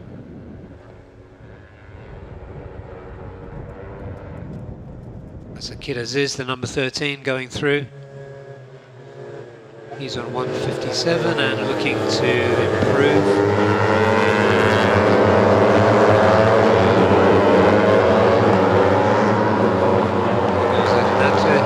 So quick that time around. Andy Mohammed Fadli has jumped from 4th to 1st position. So order has been restored. The timing screen with Andy Fadli at the top. Aldi Satya Mahendra is behind him. He just got displaced by the young Indonesian. And Rafid Topan Sucipto, good to see him on the number 50 bike, the LFN bike, up into 3rd position. Some more changes as the timing screen momentarily gets stuck. But let's look at these two Kawasaki's. We're looking at Andy Fadli, we're looking at Aiki Iyoshi, barreling down the straight over the crest and into turn 4, a fast, furious turn 4, and around into turn 5. Rafid Topan, that's on the black and gold bike, you can see there, just getting muscled out. Just getting muscled out by the number 21 bike of Adinantra.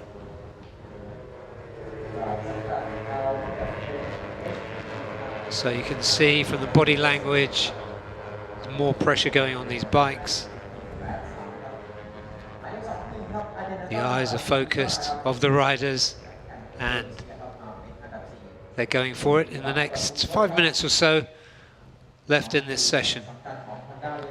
And it's Andy Fadli that leads them this time around into the final turn, turn 12. And through they come. Let's see if there's any changes this time. Yes, there is. And Reza Danica Arens, who is a great man at pulling out a fast single lap. He's gone into 1st position with a 153.4. That pushed Adinantra down, and it pushed Andy Fadli down to 3rd position. Aldi Satya Mahendra, who's also been at the top in the session, is currently in 4th position. Rafid Topan is in 5th, and Piawat is in 6th, as we just saw one of the 1XOX bikes run off. But there'll be some slipstreaming going on now. We just saw 6 bikes go through there. Good shot there of the riders leaning into turn 4. There goes number 19. That's Hakimi Radwan, Hakimi.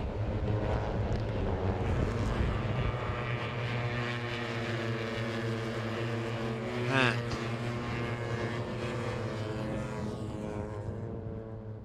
back in the frame there is Herjun, who's been doing some great work this morning and now this afternoon. Herjun is on 154.8. And in P9, there's the current fastest man, Reza Danica Arens, followed by the current champion. So 2018 champion, Reza Danica, chased there by the 2019 champion, Andy Fadli. Changes now. Aiki Yoshi has come up to 5th, with a 154.1.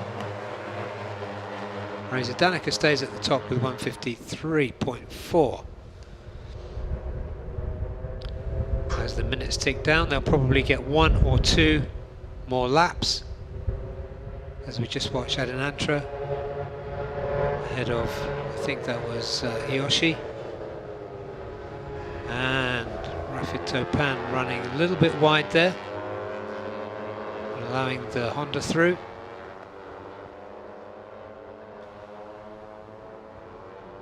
Adinantra coming up behind Aiki Iyoshi, and with Reza Danica behind him, so a lot of quality in this group.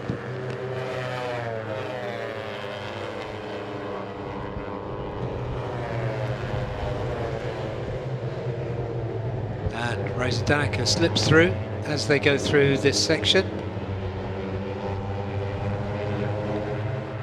Nicely done by the experienced former champion.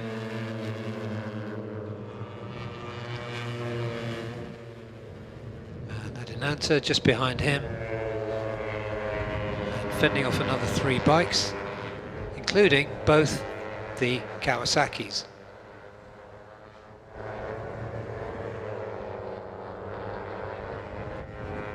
Reza Danica again. One of the bikes runs off. I couldn't see who that was. One of the Hondas ran off. But Reza Danica coming into turn 12 to complete another lap in front of the Kawasaki's of Fadli and Aiki Iyoshi. No changes in position this time. So the order is Reza Danica, Adinantra, number 21, Andy Fadli, P3, Aldi Satya, P4, and Aiki Iyoshi running in 5th at the moment. And Rafid Topan, you can see on the black and gold bike there, coming towards the, well, now the left-hand side of your screen. He's in 6th position. Adinantra pitted that time, so he's out of that group. Herjan is in the pits, so that'll be him finished for this session.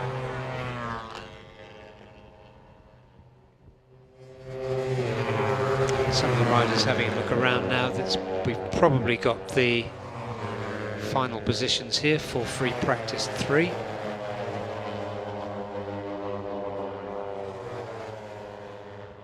But some good work being done as they go through turn 5. It's Aldi Satya leading that group through as he goes through turn 6. Nice work by Aldi Satya. He's being chased by Piawat. Running a little bit wide onto the curb, and that's enough on a 250 to let your competitors through. So rather than worry too much about it, Aldi just pulled off to one side. This is probably the last lap. So let's see if anything changes, because this will certainly be their last flying lap through.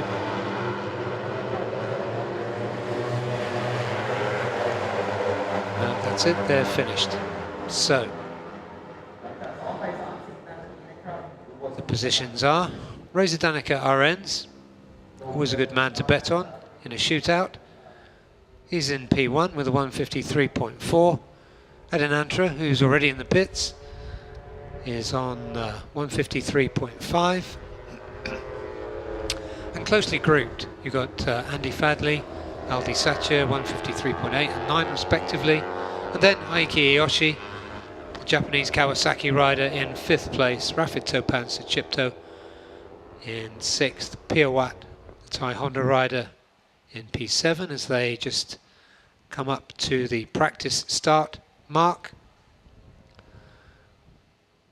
Sandy Fadli, Rafid Topan going off together there, and then we've got Reza Danica and Kimi, and Reza Danica goes off there.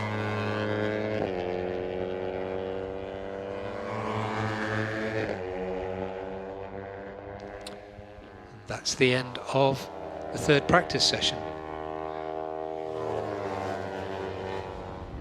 Tomorrow morning,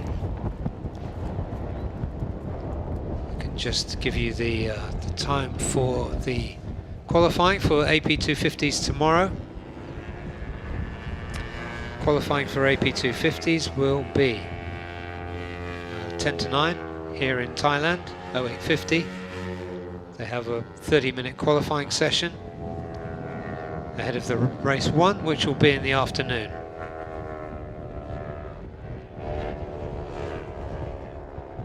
Good work there. So I'm just going to run through the finishing places now. P1, as we said, Reza Danica RN's the 2018 champion. Adinanta Putra has been quick all week, and including today. Andy Mohammed Fadli, reigning champion. P3, P4, P3. P4 is Aldi Satya Mahendra. P5, Aiki Hiyoshi. Second, Kawasaki. 6, Rafid Topan Suchipto. 7th, Piawat. 8, Angi Setiawan. 9th, Herjan Adna Fardos. And 10th, Idlan Hakimi. 11th, Fitriancia Kete. And 12th, Cao Vietnam. 13th, Ray Ratakori. So those were all in the 155s, as were the 2 Indian riders, Setu Rajiv and Senthil Chandrasekaran. Akid Aziz was 16th, and there is Reza Danica. Good job done for the day. He can brief his team and put his feet up now.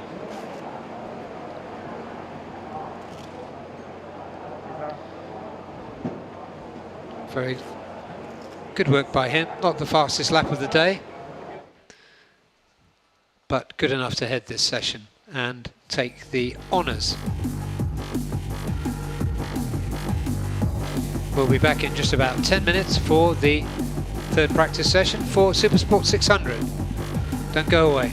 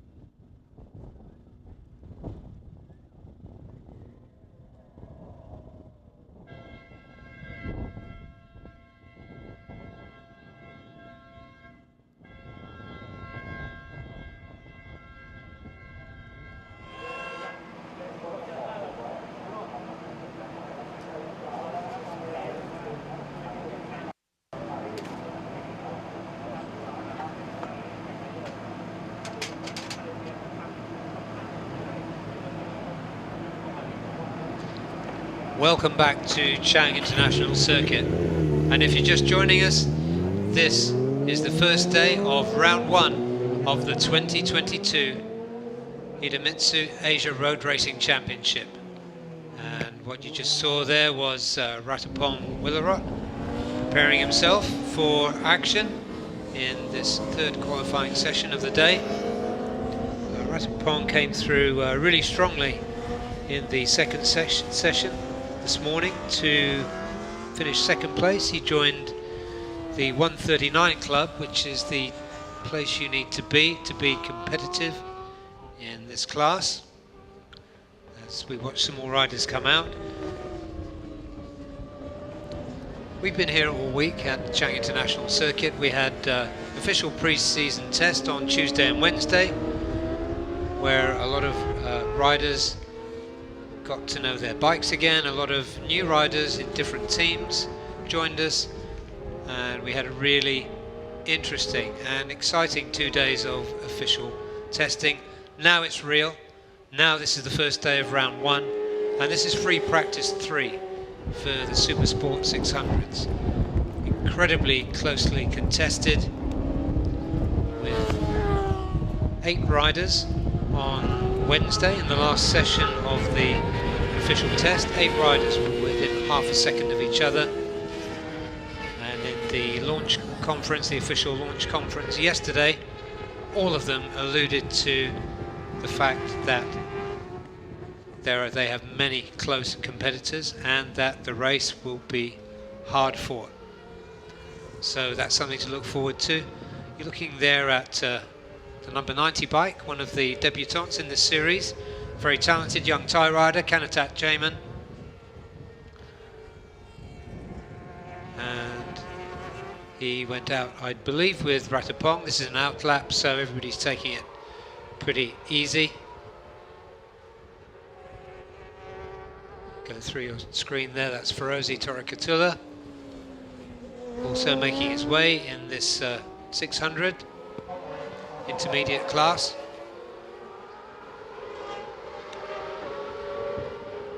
And heading into turn 1 on his first flying lap is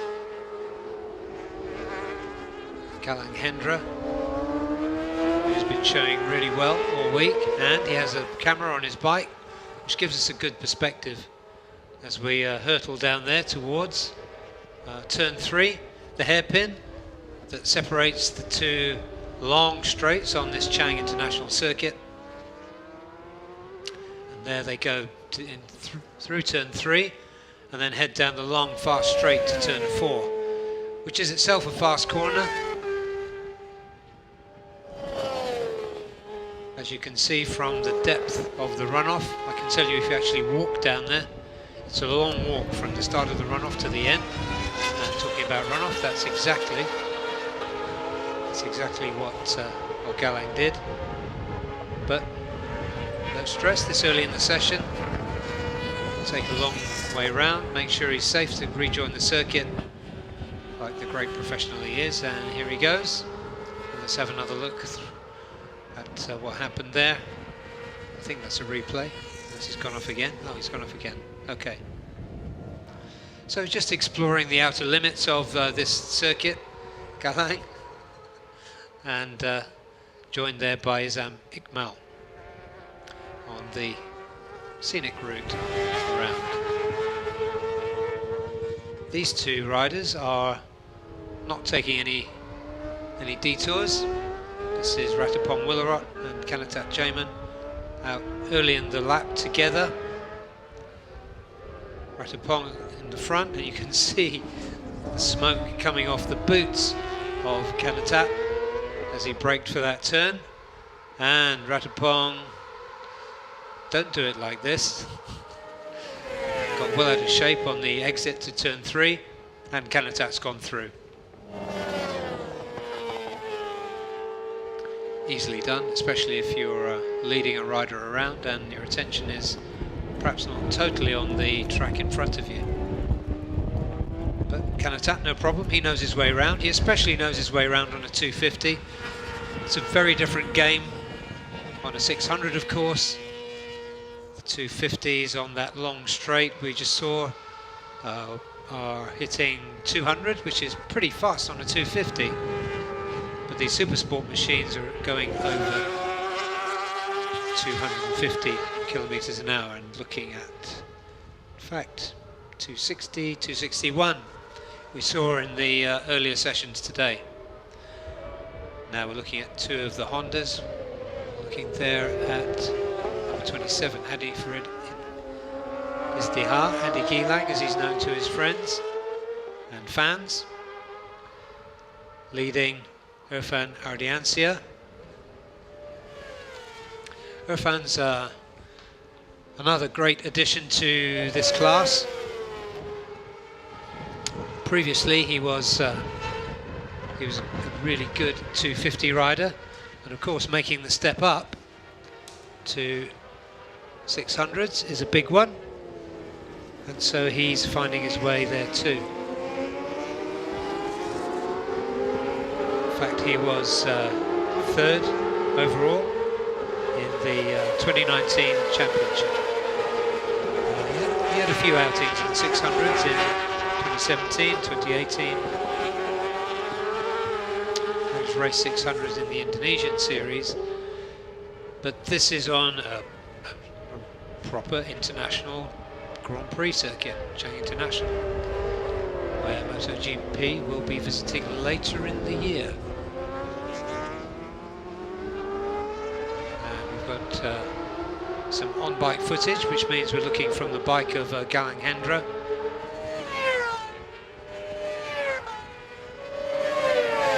He's just being passed there on the straight by Azam Iqbal.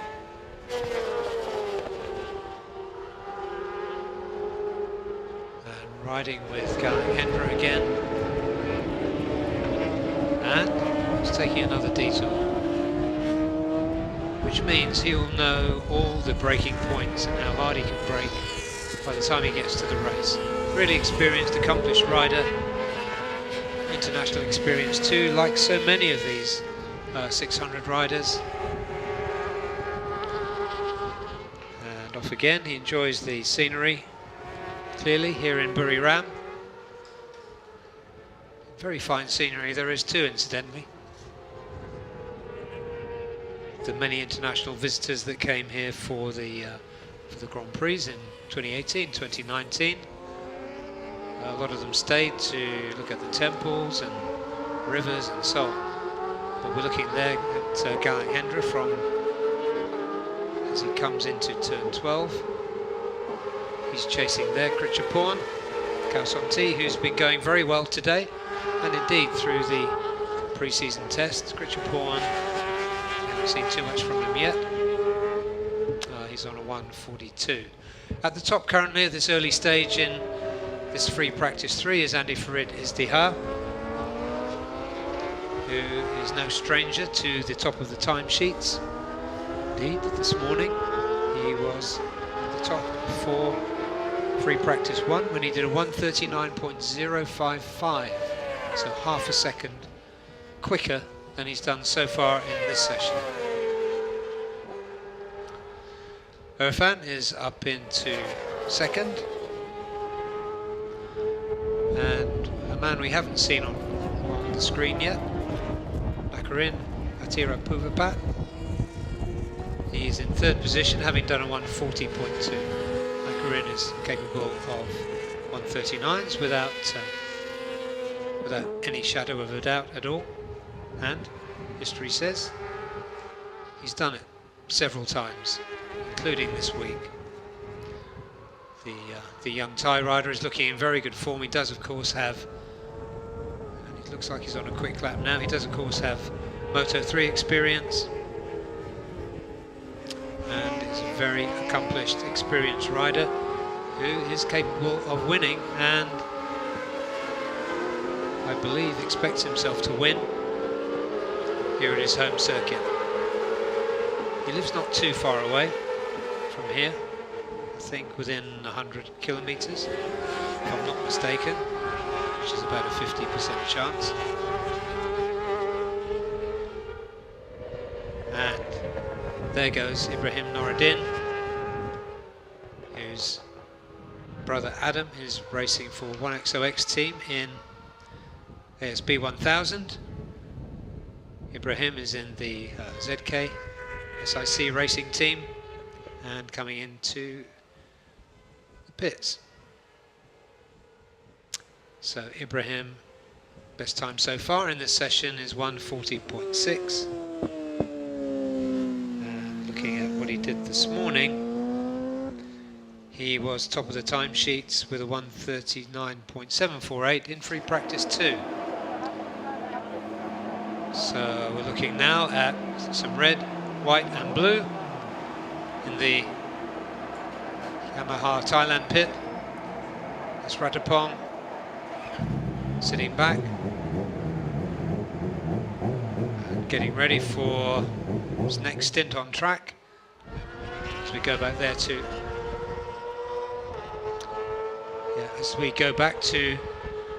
Irfan Adiancia, who's getting a move on now. He's in the 139s, 139.927, 0.4 back from current leader Andy Faridis Diha, and doing a really good job around here, looking confident on that Honda CBR 600 RR. A new bike, of course, and that's one of the big changes for this season in this class, is that the bike is new. In 2019, the last time that we were running in the Asia Road Racing Championship was before the launch of the new bike. This one really does look like a new bike and goes like a new bike and is right at the top of the timesheets. Also coming through nicely is Helmi Asman, as we just follow Irfan.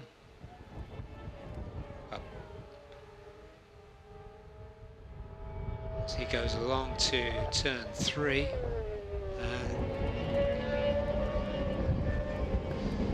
And there is Helmi Asman, we were just talking about, taking a little detour. But he's doing well. He's in third on a 140 dead. 140 and 9 thousandths of a second.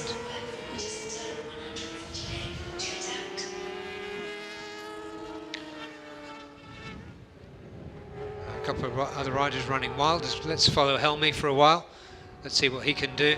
He was the 2018 champion, I think, in underbones, and leapfrogged the 250 class to go into 600s, and did a pretty good job on the aging Honda at the time. He's coming back into the pits now, but really enthusiastic rider.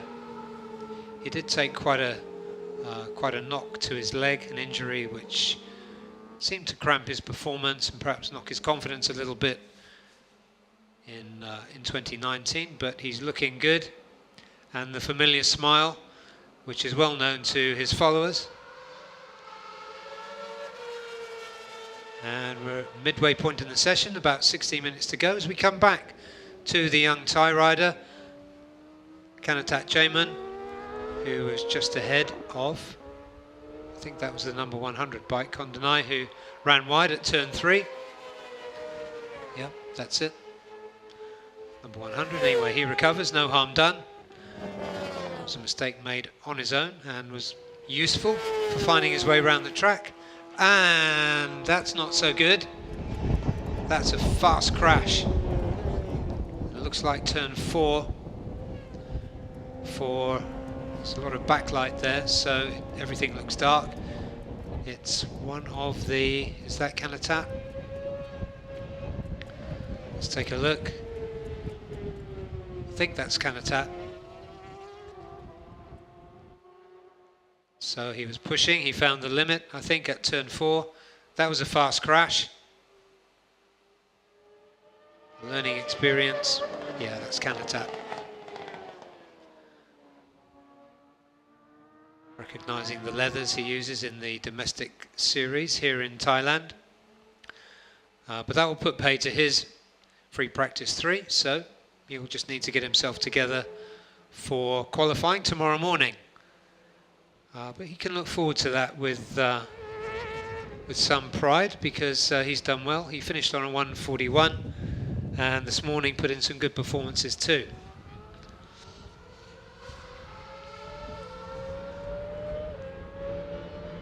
Let's go back with Irfan. Can he challenge Andy Farid Izdihar at the top of the timing screen? He's got a lot of space on track at the moment. Nearly all his rivals are on track as we come to the last, we must be within the last 5 minutes now of this session.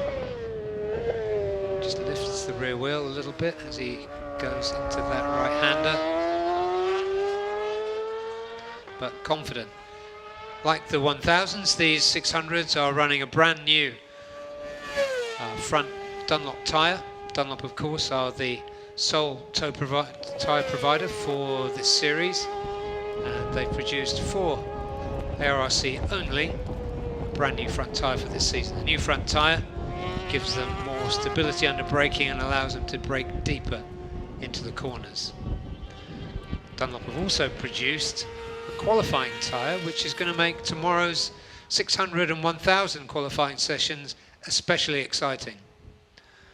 The tyre engineers are saying it could take up to a second off their lap times on normal tyres, and having watched a few of them experiment with qualifying tyres during the official pre-season test, the riders really enjoy it. Big smiles on the faces when you ask them about it. What do you think of the new qualifying tyres? Oh yes, incredible grip, under braking, cornering, everything. Just runs a little wide there. Irfan on the exit of turn 12. This is free practice, so no real harm done, and some good track time for him. Ratapong we're looking at now, back out on track. Ratapong currently in 5th position, having done a 140. He got into the 139 club in the previous session to finish 2nd in free practice 2. And looking better and better as the week has worn on, because we have been testing on Tuesday and Wednesday.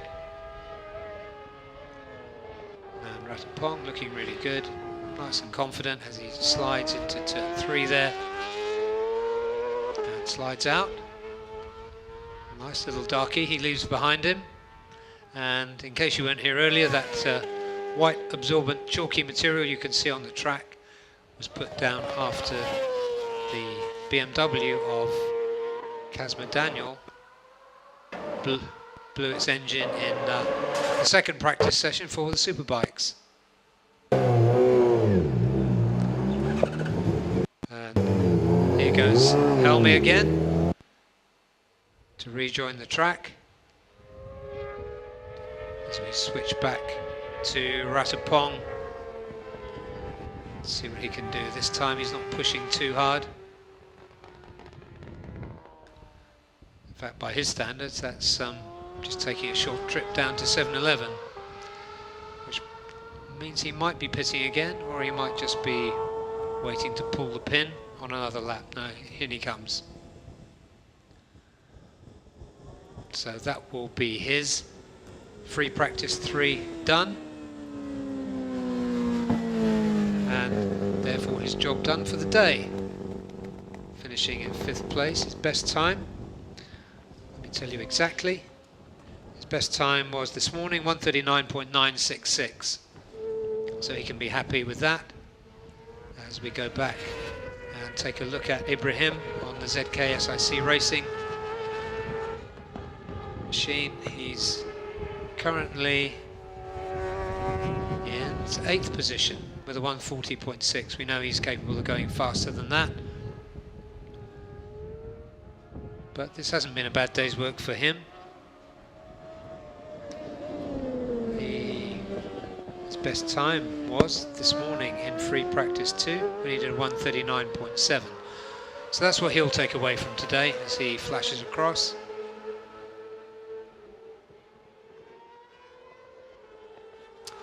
And into turn 1.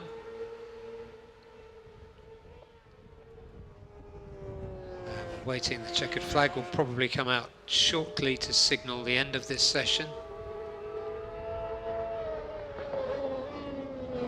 And that last lap took Ibrahim into second position with another 139.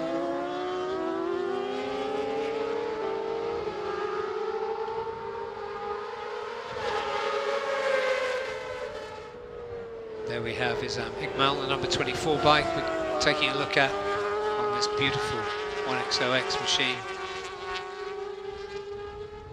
Wasn't happy about something there, shaking his head, but he's getting on with it as he heads into turn 3. Gently does it.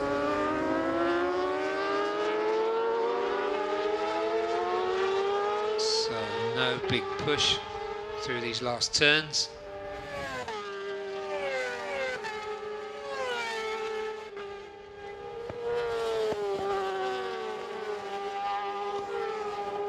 Still a nice push through turn 4, which is a lot of fun. Downhill, fast.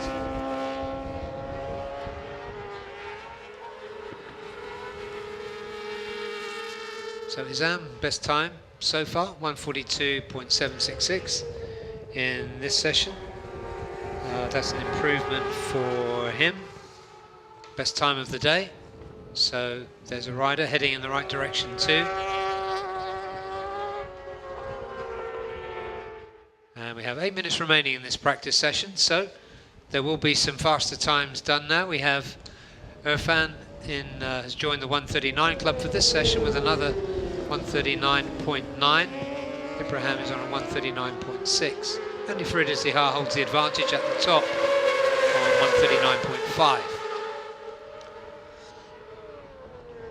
Let's take a look now as Helmi Asman leads these 3 bikes through turn 1, past the pit lane entry point, through the kink, which is officially called turn 2, and up to the 180-degree hairpin, which Helmi slides into, not in the best way this time, and followed by the 1XOX machine of Izam just behind him. But they regroup and head down towards turn 4. There's plenty of time to do this. And bike number 100 of Kondanai, he's learning about track limits as well. He's received a warning, which is a good thing because it just will increase his awareness of the need to stay within track limits. Qualifying, of course, if you exceed track limits, that lap will not count towards your time. So you need to stay off the green.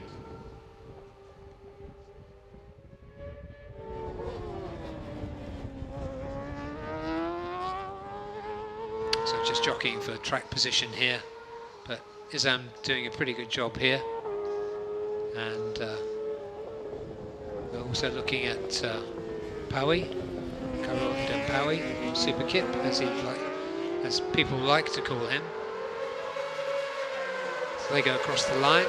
So that was a 143 for Izam Ikmal. And Paui currently in 7th. That, of course, was a similar time to Izam. That was 143, but his best time. His best time has been this session 140.459, so he'll perhaps be looking to get into the 139s as he gets pushed wide by Paui. Wily racer with great international experience, knows exactly where to put himself to get in front. So he did, as he leads Izam down into turn 4. Nice and clean, avoiding the green, going into turn 4 and into turn 5. Paui, nice, tidy style. Not really pushing it at the moment. And out of the top riders, we've got 2 in the pits now. Andy Faridaz-Dihar, who has been knocked off the top by Ibrahim, who has just gone into the pits too. So we have 3 riders still in the 139s, although the order's changed slightly. Ibrahim Noridin is on 139.4. Andy Farid on 139.5, which he set early in the session. And Irfan 139.9, as we just watched there. Paui go through to complete another lap. That was a best lap of the session, 140.241. So Paui going in the right direction as he starts another lap. Nakurin is somewhere on track and in 5th position, having a reasonably quiet day by his standards, having been at or near the top of the timesheets during the official test. Just watch Izam. Looks as though he's going to head for pit lane.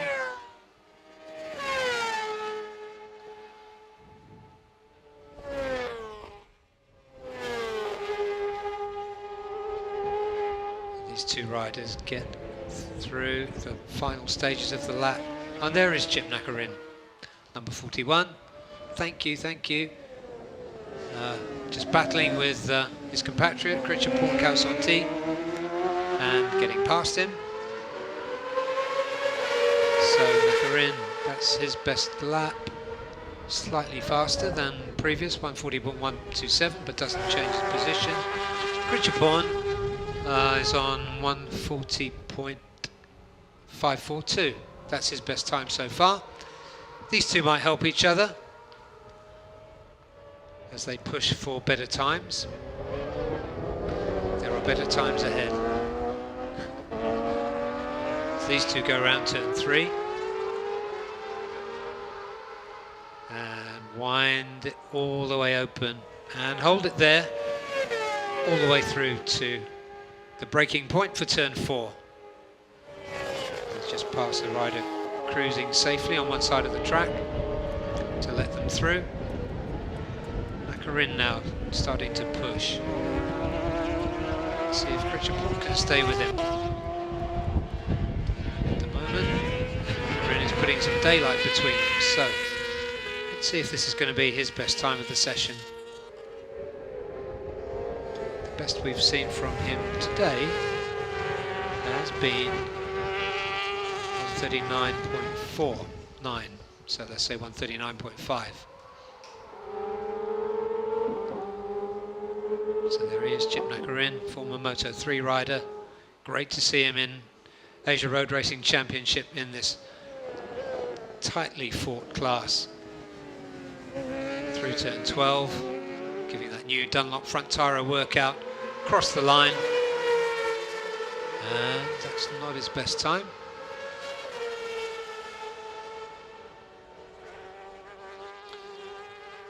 But he's in the groove. And Krichapur, not quite there. His last lap was a 141, which you can see just from the track position of these two bikes. As they come back up to the hairpin at turn 3. Both of them nice and clean into that and out.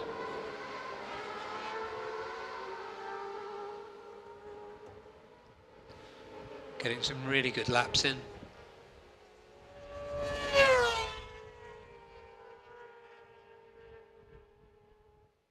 And we go back now, I think that's Izam Iqmal, who's going to come into the pits.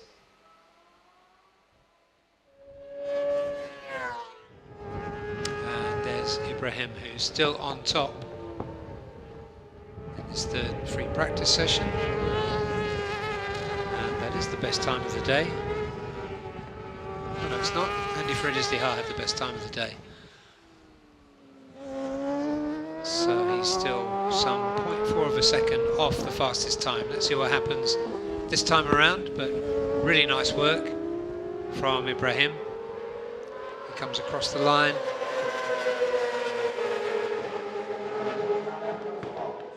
No improvement for him, and that's the last time around.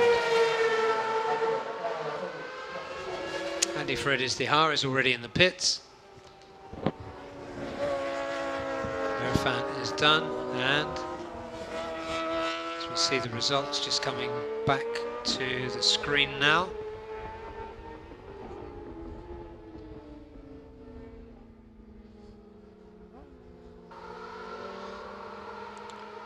Just got, I think that's Ratapong taking the rural route through turn 3 and just cruising down to the practice start mark. And a little wheelie there from Gritchaporn. Nicely done. And there they are at the practice start point, which is near the top of the straight that runs from turn 3 to turn 4. And Chipnaka in. Nice little stoppie. So there we are, nicely balanced. One wheelie, one stoppie. And they're joined by Irfan. So let's run through these results in case they don't come through on the screen. So first place was Ibrahim Noridin on a 139.428. And here they are, you can see for yourself. Andy Faridis Diha, 139.5. He's very consistent in the 139s. Irfan Ardiancia, another great performance from him in third place. Helmi Asman doing great on the Bunsu Honda in fourth place. Chip Nakarin, 140. Khairul Idam Pawi, 140. Galang Hendra, 140.2. And Ratapong, fraction behind him in 8th place in this session. 9th, Gritchaporn Kausonti. And 10th, Ferozi Toratakula. And 11th, Kanatat Jamin, who had that fast crash at turn 4, which he walked away from happily. And 12th, Kondanai Gerd Kiao, another Thai rider. Yanasorn, another Thai rider in 13th. 14th was Izam Ikmal on the 1XX, 1XOX TKKR team. And as Roy, Hakim Anwar in 15th place. That's it for the Super Sport 600s. Qualifying tomorrow. Qualifying tomorrow will be at 9:30 for the Super Sports. We'll be back for the final session of the day for the Superbike 1000.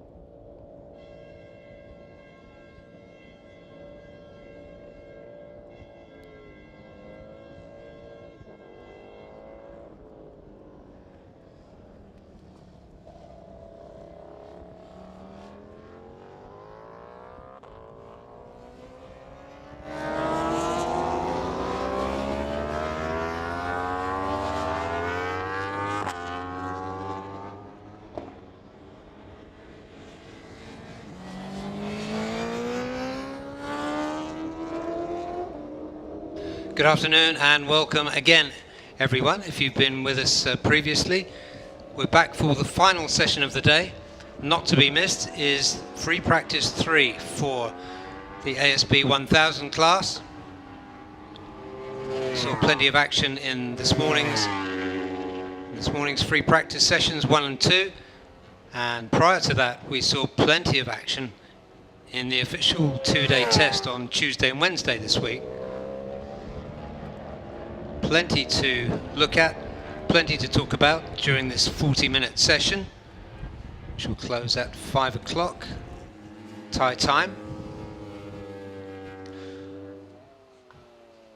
Perhaps notably, the cat amongst the pigeons for this week, in the best possible way, was the announcement that Thai rider Thitiphong Warakorn joined the Access Plus Ducati team alongside TJ Alberto, and he got to grips amazingly quickly with the Ducati, which isn't the easiest bike in the world to ride. It's gorgeous, it's fast, but it takes a bit of setting up, according to the experts and according to visible evidence. As we see one of those Ducatis, TJ Alberto's, go through.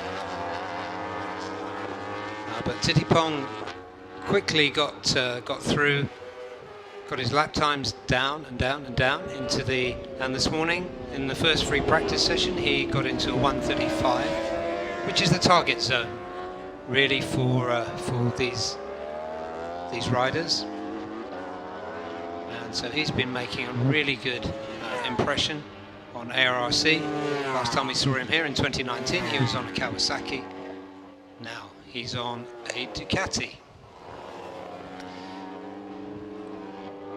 And so fastest this morning was Thitiphong when he put in his 139.954 in the first practice session, which was good enough to give him the top of the timesheet, and the fastest time of the day so far indeed. And the second fastest time of the day was with Yamaha Thailand's Anupab Samoon, the number 500 bike. And third fastest, just calculating combined times as I speak, was Zakwan Zaidi on 136.229.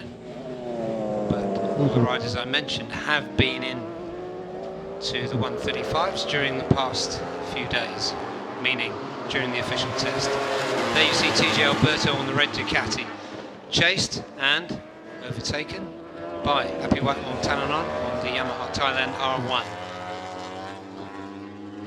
Now just watch how that Ducati chases him up the straight as they go towards turn 4, just past the kink, otherwise known as turn 2.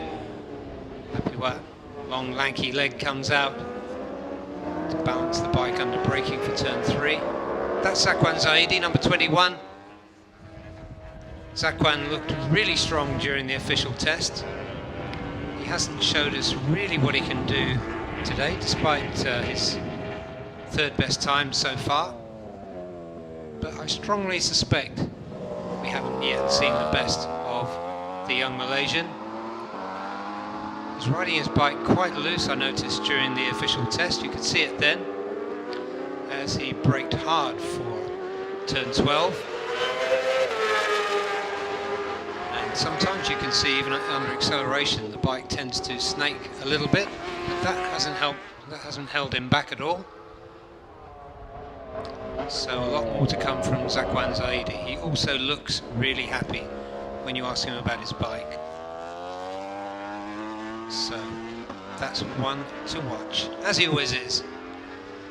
During the 2-year closed season, he raced in the MSBK, the Malaysian Superbike Championship, winning that in 2021. So he's been riding this bike at racing speeds. That series of courses held at Sepang, another big, fast, world-class service circuit. He's been chased now by Kazma Daniel.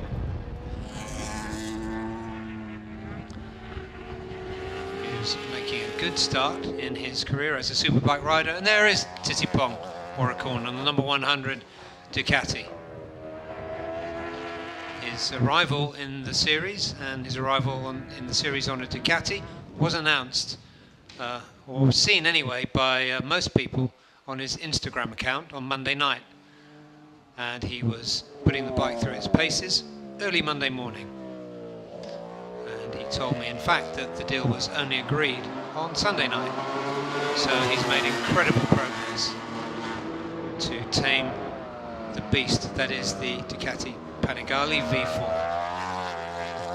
And he's put himself with a 136.427 into second place behind Zakwan, who's on 136.2, which is close to his best time of the day. 36.2. It's within a few hundredths of his best time of the day. As we just look there at... He's just run off, that was Tinupa. And there's two Yamaha Thailand R1s running together. The second one in the centre of our screen there is Anupab Sarmoon. Great rider to watch, spectacular style. He likes to back his bike into bends. There he goes. Thank you, Anupab. And also really fast. There's very little to choose between these two Yamaha Thailand riders, Anupab Sarmoon and Apiwat Wongtananon. They both have international experience, meaning they've raced in the CEV championships in Moto 3 and Moto 2. They've both been through the VR46 Academy, the Valentino Rossi Academy, which has no doubt helped them to progress as riders. And now in their late 20s, they're really strong, mature, really, I guess, the finished article, and capable of doing great things here. Last year there was a 5-round series at Buriram, which they raced in, finished second and third, Anupab and Apiwat in that order, and Tingno was the champion on the Kawasaki, which was his former bike. Just chasing those two Yamahas is the newcomer to ARRC, Haruki Naguchi. He's had an outing once before to Chang International Circuit in the Asia Dream Cup. And as he said yesterday, it's nothing like riding a superbike around this circuit. Everything is totally different. But he's been making terrific progress. He's currently lying 5th on 137, but his best time today has been 36.8 and 136.5. And importantly, he's been putting the work in. He's done a lot of laps. I think if you look at the number of laps put in, he will probably, if not be the most, then very close to that. He's 21 years old. Oh, there's Aslan Shah Camarosa man. Good to see him. Aslan, of course, is the 2019 champion and therefore the reigning champion for the ASB1000 class. He spent the official test keeping a few secrets. I felt he was trying a few manoeuvres on corners that perhaps he could use in the race, trying braking points, just from his body language and from the fact that he didn't really put in the lap times he's capable of. He's playing it pretty cagey. So from what he's done so far in the pre-season test and so far today, doesn't give you any real pointers to what Aslan will do on race day, which is tomorrow. So that rider just in front there coming into the pits. Aslan blasting past him and into turn 12, putting that brand new Dunlop front tyre under plenty of pressure, under hard braking. He comes across the line. Where is he now? 137.924. That's his best time so far, which is enough for P8. But nothing like his best. And there's Kazma Daniel once again. Kazma's been working really well with the Yamaha team ASEAN to progress in his first first foray into superbike racing. He's had plenty of help from the Öhlins suspension technicians, from Dunlop, from his vastly experienced and capable team, and of course, just across the garage, he's had the vastly experienced and capable Yuki Ito. So Kazma is in very, very good company. Just moved up to 5th of the 137.3. Good job by him. Titipong in second place, Sakwan still first, 136.035. So still plenty to see as we just look there at another superbike debutant, Gary Salim, number 31.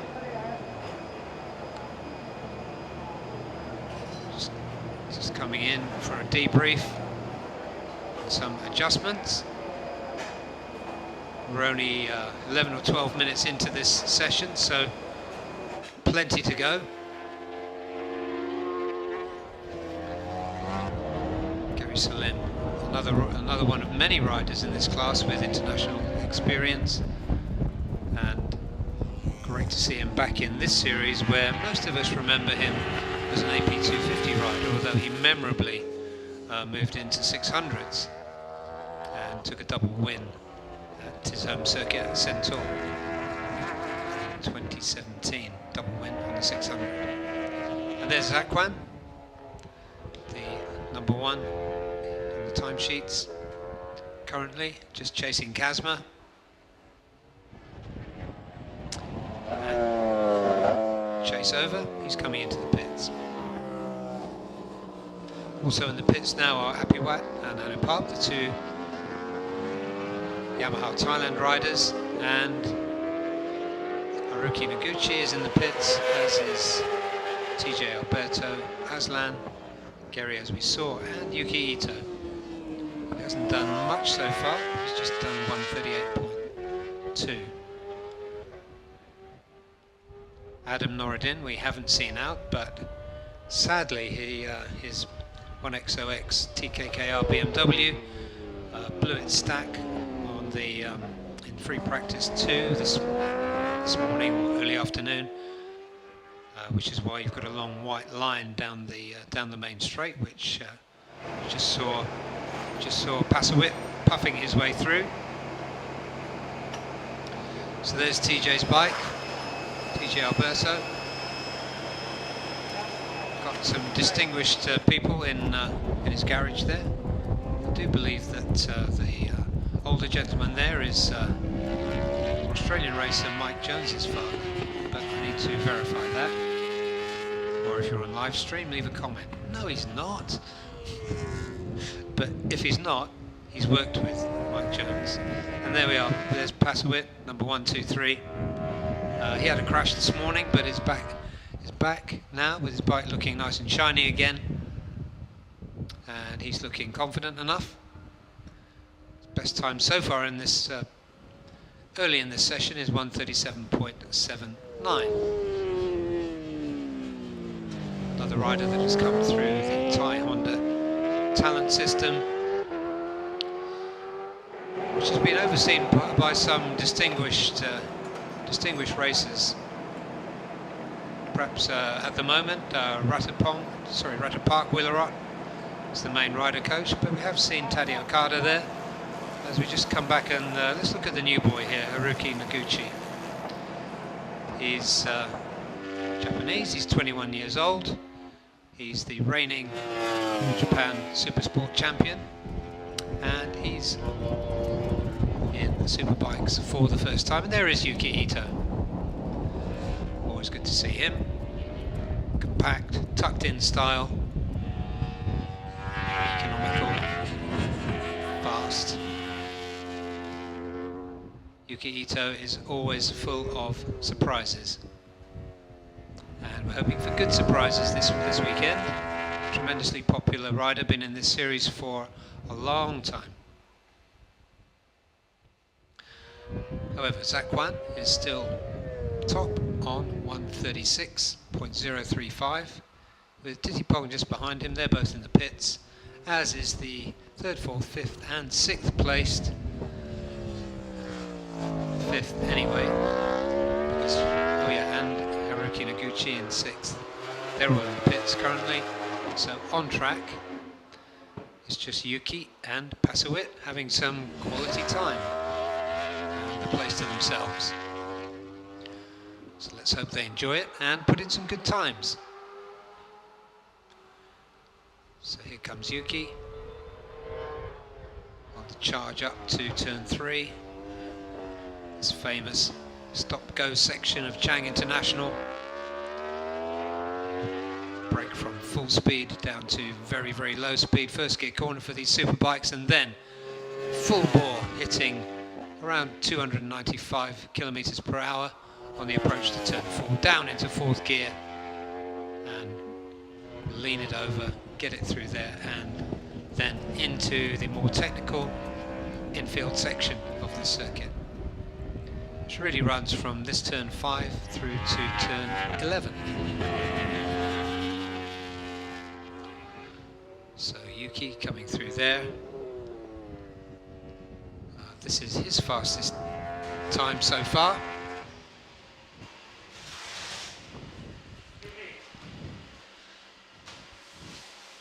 And Pasawit, best time so far, 1:37.79.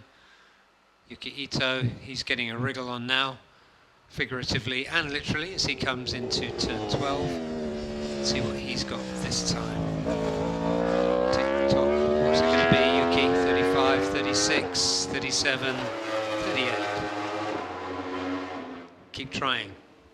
And of course, if we know anything about Yuki Ito, that's what he does.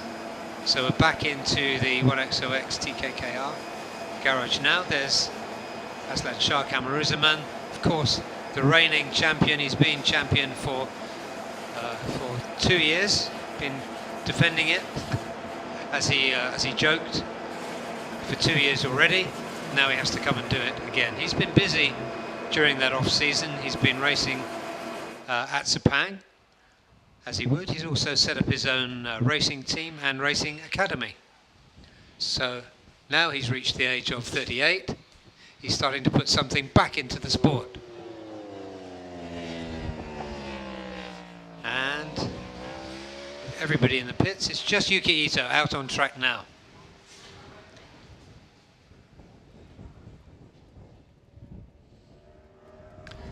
So we have, we're at the halfway point in this session. So there'll be a little period of quiet and then it'll all kick off. See who can gain the psychological advantage for the final stretch, the final 20-minute stretch of this practice session. There's Anupab and Apiwat chatting together. Lots of teammates don't get on too well, but these guys do. I actually saw them having dinner last night together, so it is genuine.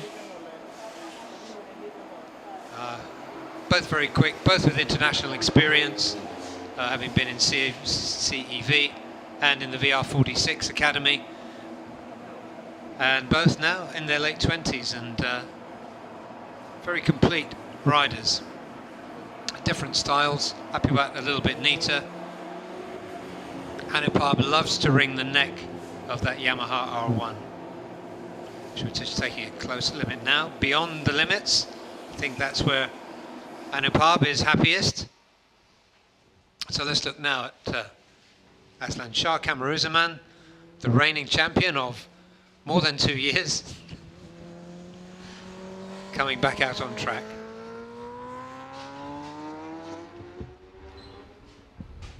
Yuki Ito is out there somewhere.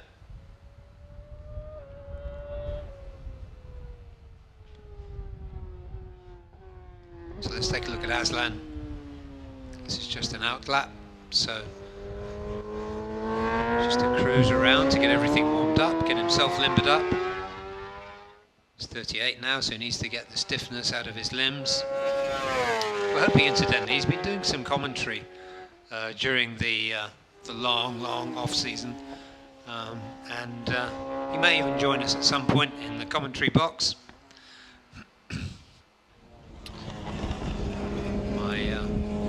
My co-commentator, the great Des Corkill, just poked his head through the door. He'll be on the decks for the race tomorrow afternoon and for Sunday.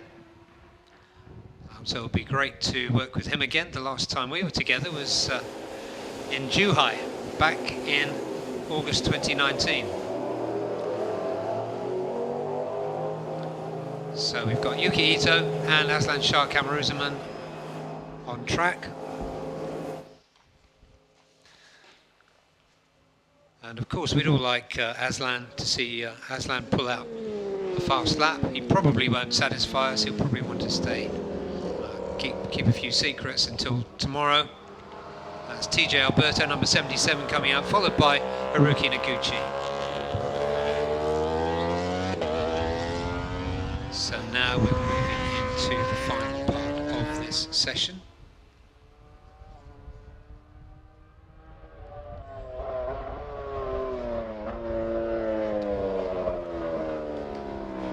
Aslan heading forward turn 3. Just watch his style as he comes through here. Oops. Sorry Aslan, I'll take the blame for that. But finding the limits, finding the braking points, and also learning about this new Dunlop front tyre, which does have more stability under braking, so good idea to find the limits. Especially on that under very hard braking, from top speed down to first gear.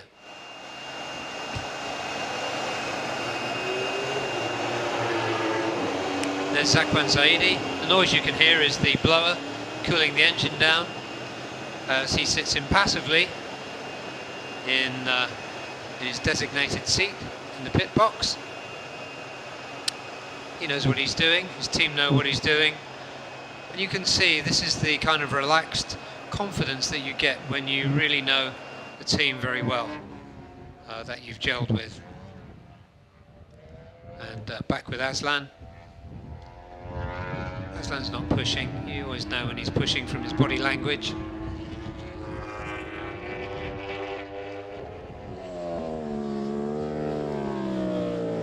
That's Haruki Naguchi. That's the young buck. And the wise old fox, Aslan Shah, crossing the line again. Aslan 137. Oh, he ran off that time. I think that was a 150. But Haruki, anyway. Haruki is on 137.396. As we go back to Ting No in the Access Plus garage. He's coming out. He's currently in second place. So let's see what he's going to do. He's gelled very well with the team. As we hear that familiar Ducati rattle. It's Panigale V4 rattles and roars its way out of pit lane in the highly capable, highly experienced hands of Titipong Warrakorn. Using the pit limiter there. Maximum speed in pit lane is 60 kilometers per hour. You can see from the sign there yourself. He has a look around. Heads out. When they come out of the pits, they join just after turn 1 at Chang International Circuit.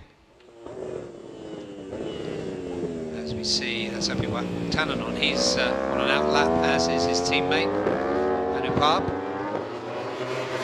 Perhaps characteristically, Anupab is pushing hard right from the off.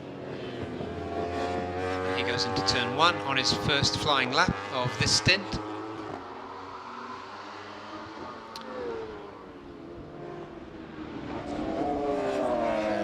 Let's take a look for the other rookies in this class. Kazma Daniel in the pits, but respectable on 137. Happy Watt, Imperious, Happy Watt. You do get the impression when you watch him ride and when you watch him mix it with other riders on track that he owns the place. You have come to his house, so you'd better get in line. But the house guests this weekend might not be so polite.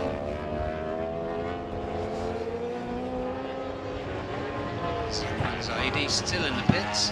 Nice to see him come back out. It'd be nice to see some action in the 135s.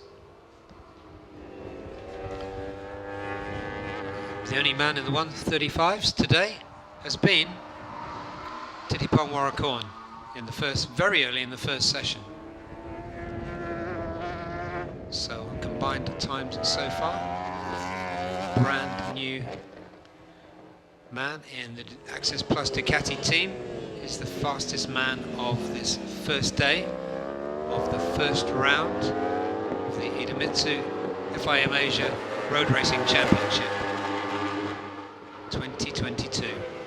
After 2 long years of not very much, and especially not in an international series like this, where you have to move so many riders, so many team members, so much stuff between one country and another country. Of course, now with the so-called supply chain issues that plague anybody who wants to export anything anywhere, meaning there aren't enough containers, what containers there are and what ships there are more expensive. Here goes Anupab plunging into turn 4, followed reasonably closely by Apiwat. These two are quite comfortable circulating together on practice day, no real rivalry between them.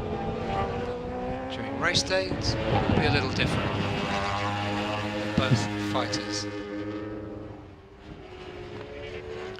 Apiwat just showing his teammate a wheel there as they go into that right-hander.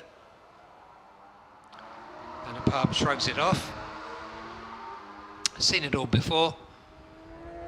But let's see as they run down after the next turn. They're just going to flick through turn 11 and head down to turn 12. Let's see who gets the advantage here under braking, and Apiwat did that. Anupab kind of got that wrong. I'm not sure what happened. Maybe he briefly locked the front with that one, or maybe he just decided to take a look at what Apiwat's doing from the rear.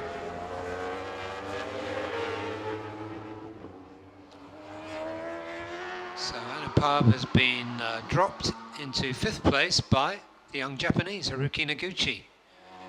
Go Haruki, 136.7. As you watch there, Thitiphong sliding that Ducati. Yes, he has only been riding it for a few days, but he's treating it with the respect it deserves.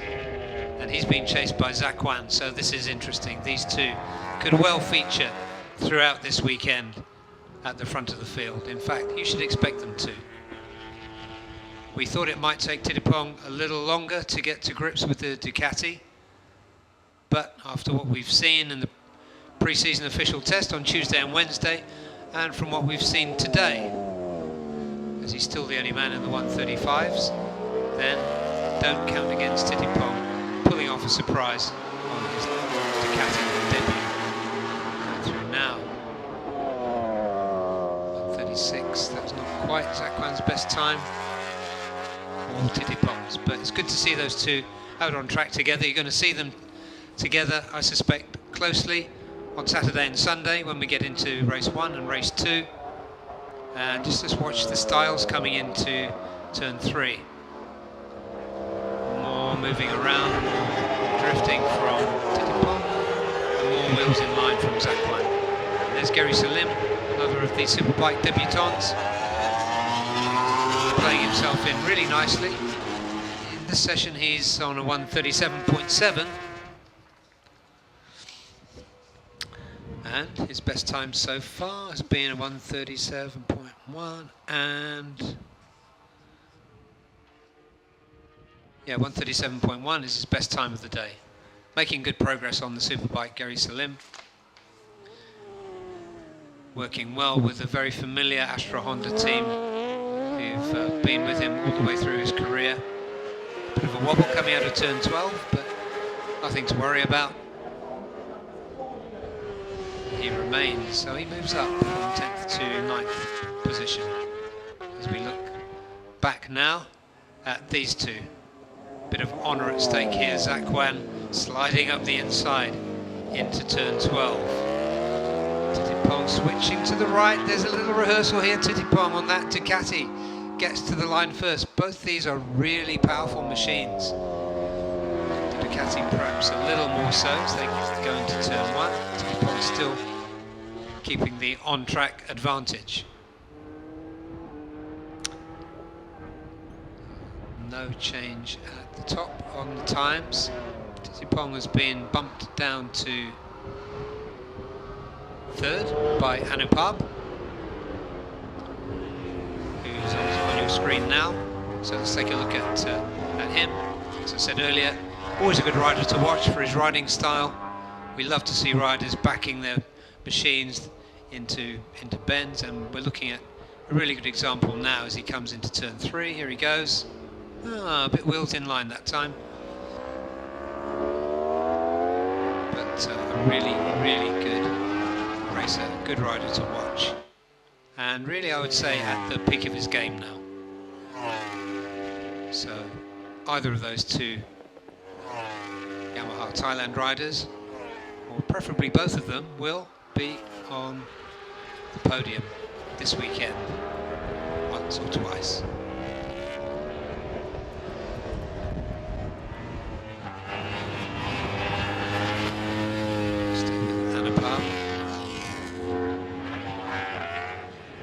Chased by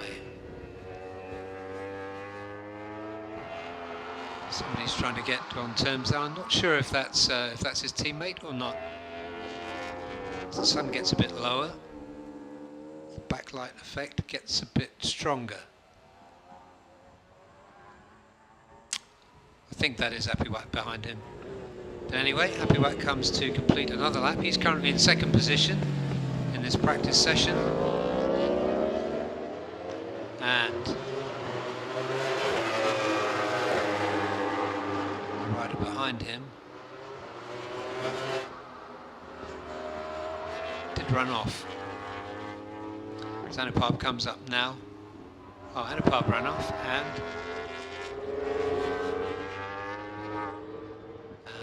that is Kazma who got through.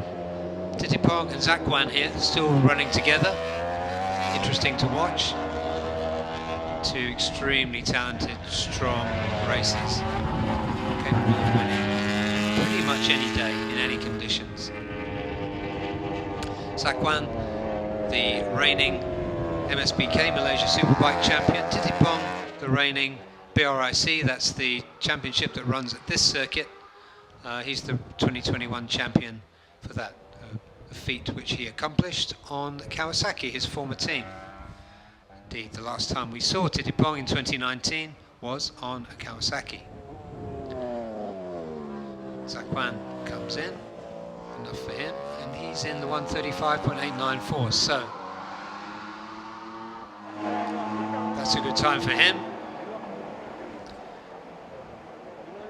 Good time for him to pit. That's his best time of the day by some margin. So he can be pleased with that. We have around 6 minutes left of this session, I do believe.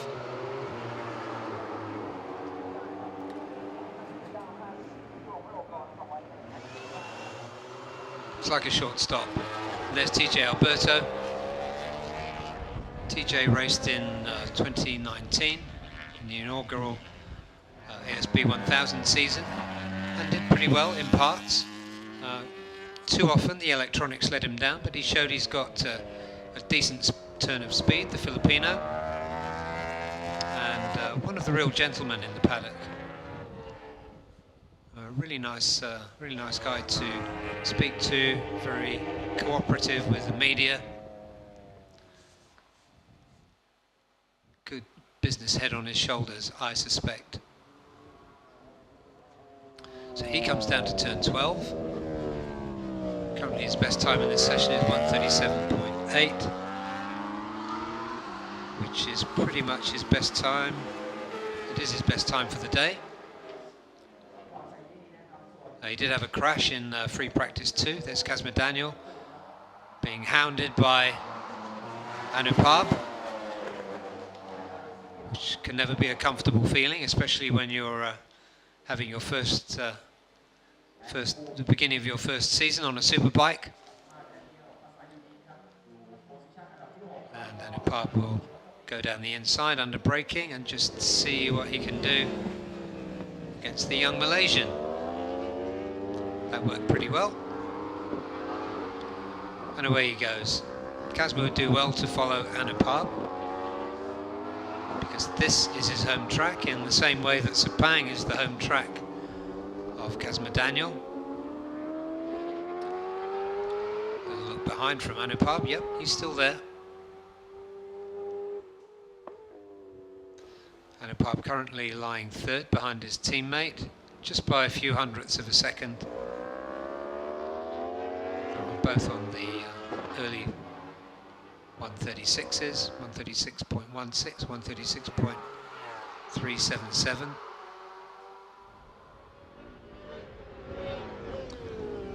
And now we can see another Battle of Champions, or perhaps a rehearsal for a Battle of Champions. Two Malaysian champions indeed from this series. That's Zakwan Zaidi in the middle of your screen now on the Honda Asia Dream racing machine. He's being chased now by Aslan Shah Camarosa. Aslan's best time in this session is 37.2. Zakwan at the top on 35.894.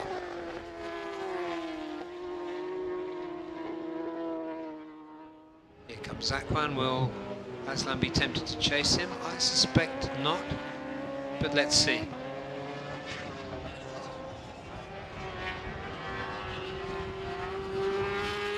Aslan looked, he always looks relaxed, but he looked relaxed and confident, I thought, when we saw him yesterday at the official launch of the 2022 season.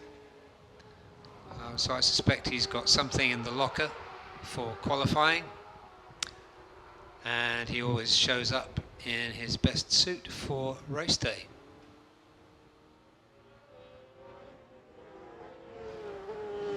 Just 2 minutes remaining of this final session of the day. Third free practice session for superbikes. Zakwan just checking whether his Malaysian rival is still behind him. Yes, he is, but not too close. Apiwat is somewhere on track, currently in second place with a 136.3, and there is Haruki Naguchi. He's really put some laps in today and during the official pre-season test. And here he goes, pushing pretty hard, although that was a 137.7, second off his best time. Best time of today anyway, but he's getting better and better as the round one progresses and his week has progressed. He won the highly competitive All Japan Super Sport Championship last year. He's 21 years old and has got this great opportunity to ride in the Asia Road Racing Championship. Bit of bucking there, he holds on, foot off the pegs, but no backing off, of course, and plunges into turn 4, leaving some dark trails behind him. Into turn 5, a nice corner which gets tighter and tighter as you get into it. And then you need to pick the bike up and smash it over to the right to get it into turn 6. Nicely done. Then up to another right-hander. And another right-hander after that. So there's a lot of lefts and rights here to work out the tyres at Chang International Circuit. Titipong now in the pits and has been bumped down to 4th place currently. Although on combined times today he's number 1.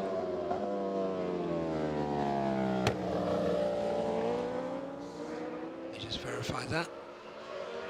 No, he's not. Zakwan's number 1 on combined times as the checkered flag comes out. So that's it. You can see the long shadows over the track there. It is late in the day. It's exactly 5 p.m. here in Thailand at Chang International Circuit in Buriram. Buriram is around 400 kilometers, or about a 5-hour drive from Bangkok, and has been one of the things that has defined the development of Buriram city as well as the province. Shown that having a major sporting venue can really do wonders for the development of a city. Of course, that has been disrupted by the pandemic, as has everything, but nevertheless you can see the results. There's lots of nice hotels, the roads are great around here, and the province has really developed dramatically in the last 10 years. So checkered flag is out, and all the main contenders are in pit lanes, so we can be confident that the final positions here are going to go into the record books as we just watch Apiwat cruise around. So number one, top of the timesheets here, and number one on combined times for the day is Zakwan Zaidi.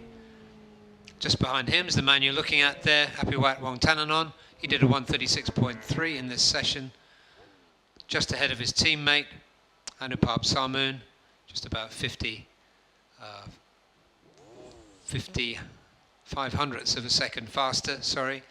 I got lost in the zeros then. He's lining up next to Kazma Daniel to do a practice start. We saw Kazma in practice 2 fluff a practice start. Launching a superbike does take a bit of practice and a little bit of guidance maybe from Apiwat. And Kazma got away well there. So let's just run through the results here first. In this session and overall for today, Zakwan Zaidi on the Honda Dream Racing machine. Apiwat Wongtananon and Anupab Sarmoon are second and third for Yamaha Thailand. Fourth, newcomer to Ducati, Titipong Warakorn. Haruki Naguchi, great performance by him to get into 5th place in this debut appearance in the Superbike class. Kazma Daniel, another great performance for him, debutant. 7th, reigning champion Aslan Shah Camarosa man. Looking forward to seeing him tomorrow. And number 8, another debutant, Gary Salim, on the 137s. 9th, Pasawit Titiwararak. He had a crash in free practice 2, so wasn't quite as quick this time, 137.488. TJ Alberto on the other Ducati, 137.7. Then Yuki Ito, 138. And Adam Noridin, whose engine blew in free practice 2, didn't make it out for this practice session. That's all from us for today. Thank you for joining us. Thank you for watching. We look forward to taking a look at your comments on YouTube and Facebook.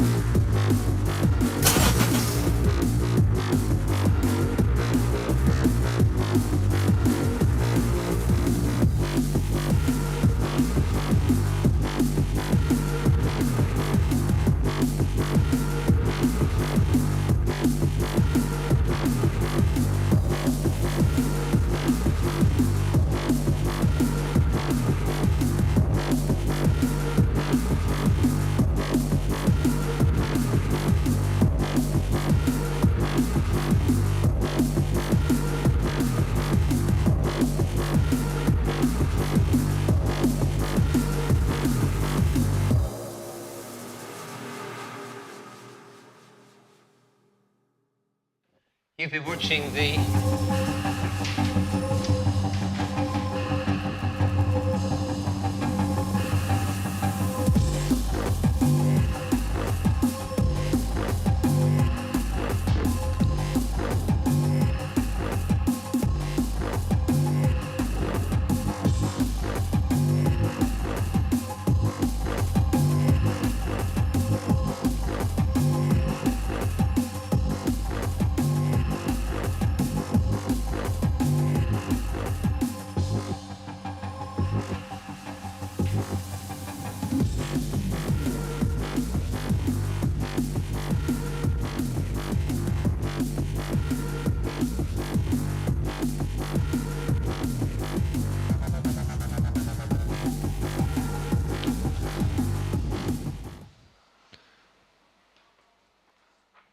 Thank you for being with us today. You've been watching round 1 of the IDEMITSU FIM Asia Road Racing Championship.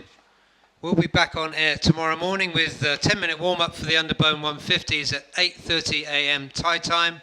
That will be followed by qualifying for AP250s, followed by the 600s. Super pole for the Underbone 150s, not to be missed. And finally, the qualifying will be the last session of the morning, and in the afternoon we will have race 1 for all 4 classes. Join us then. Have a good night. We'll see you tomorrow.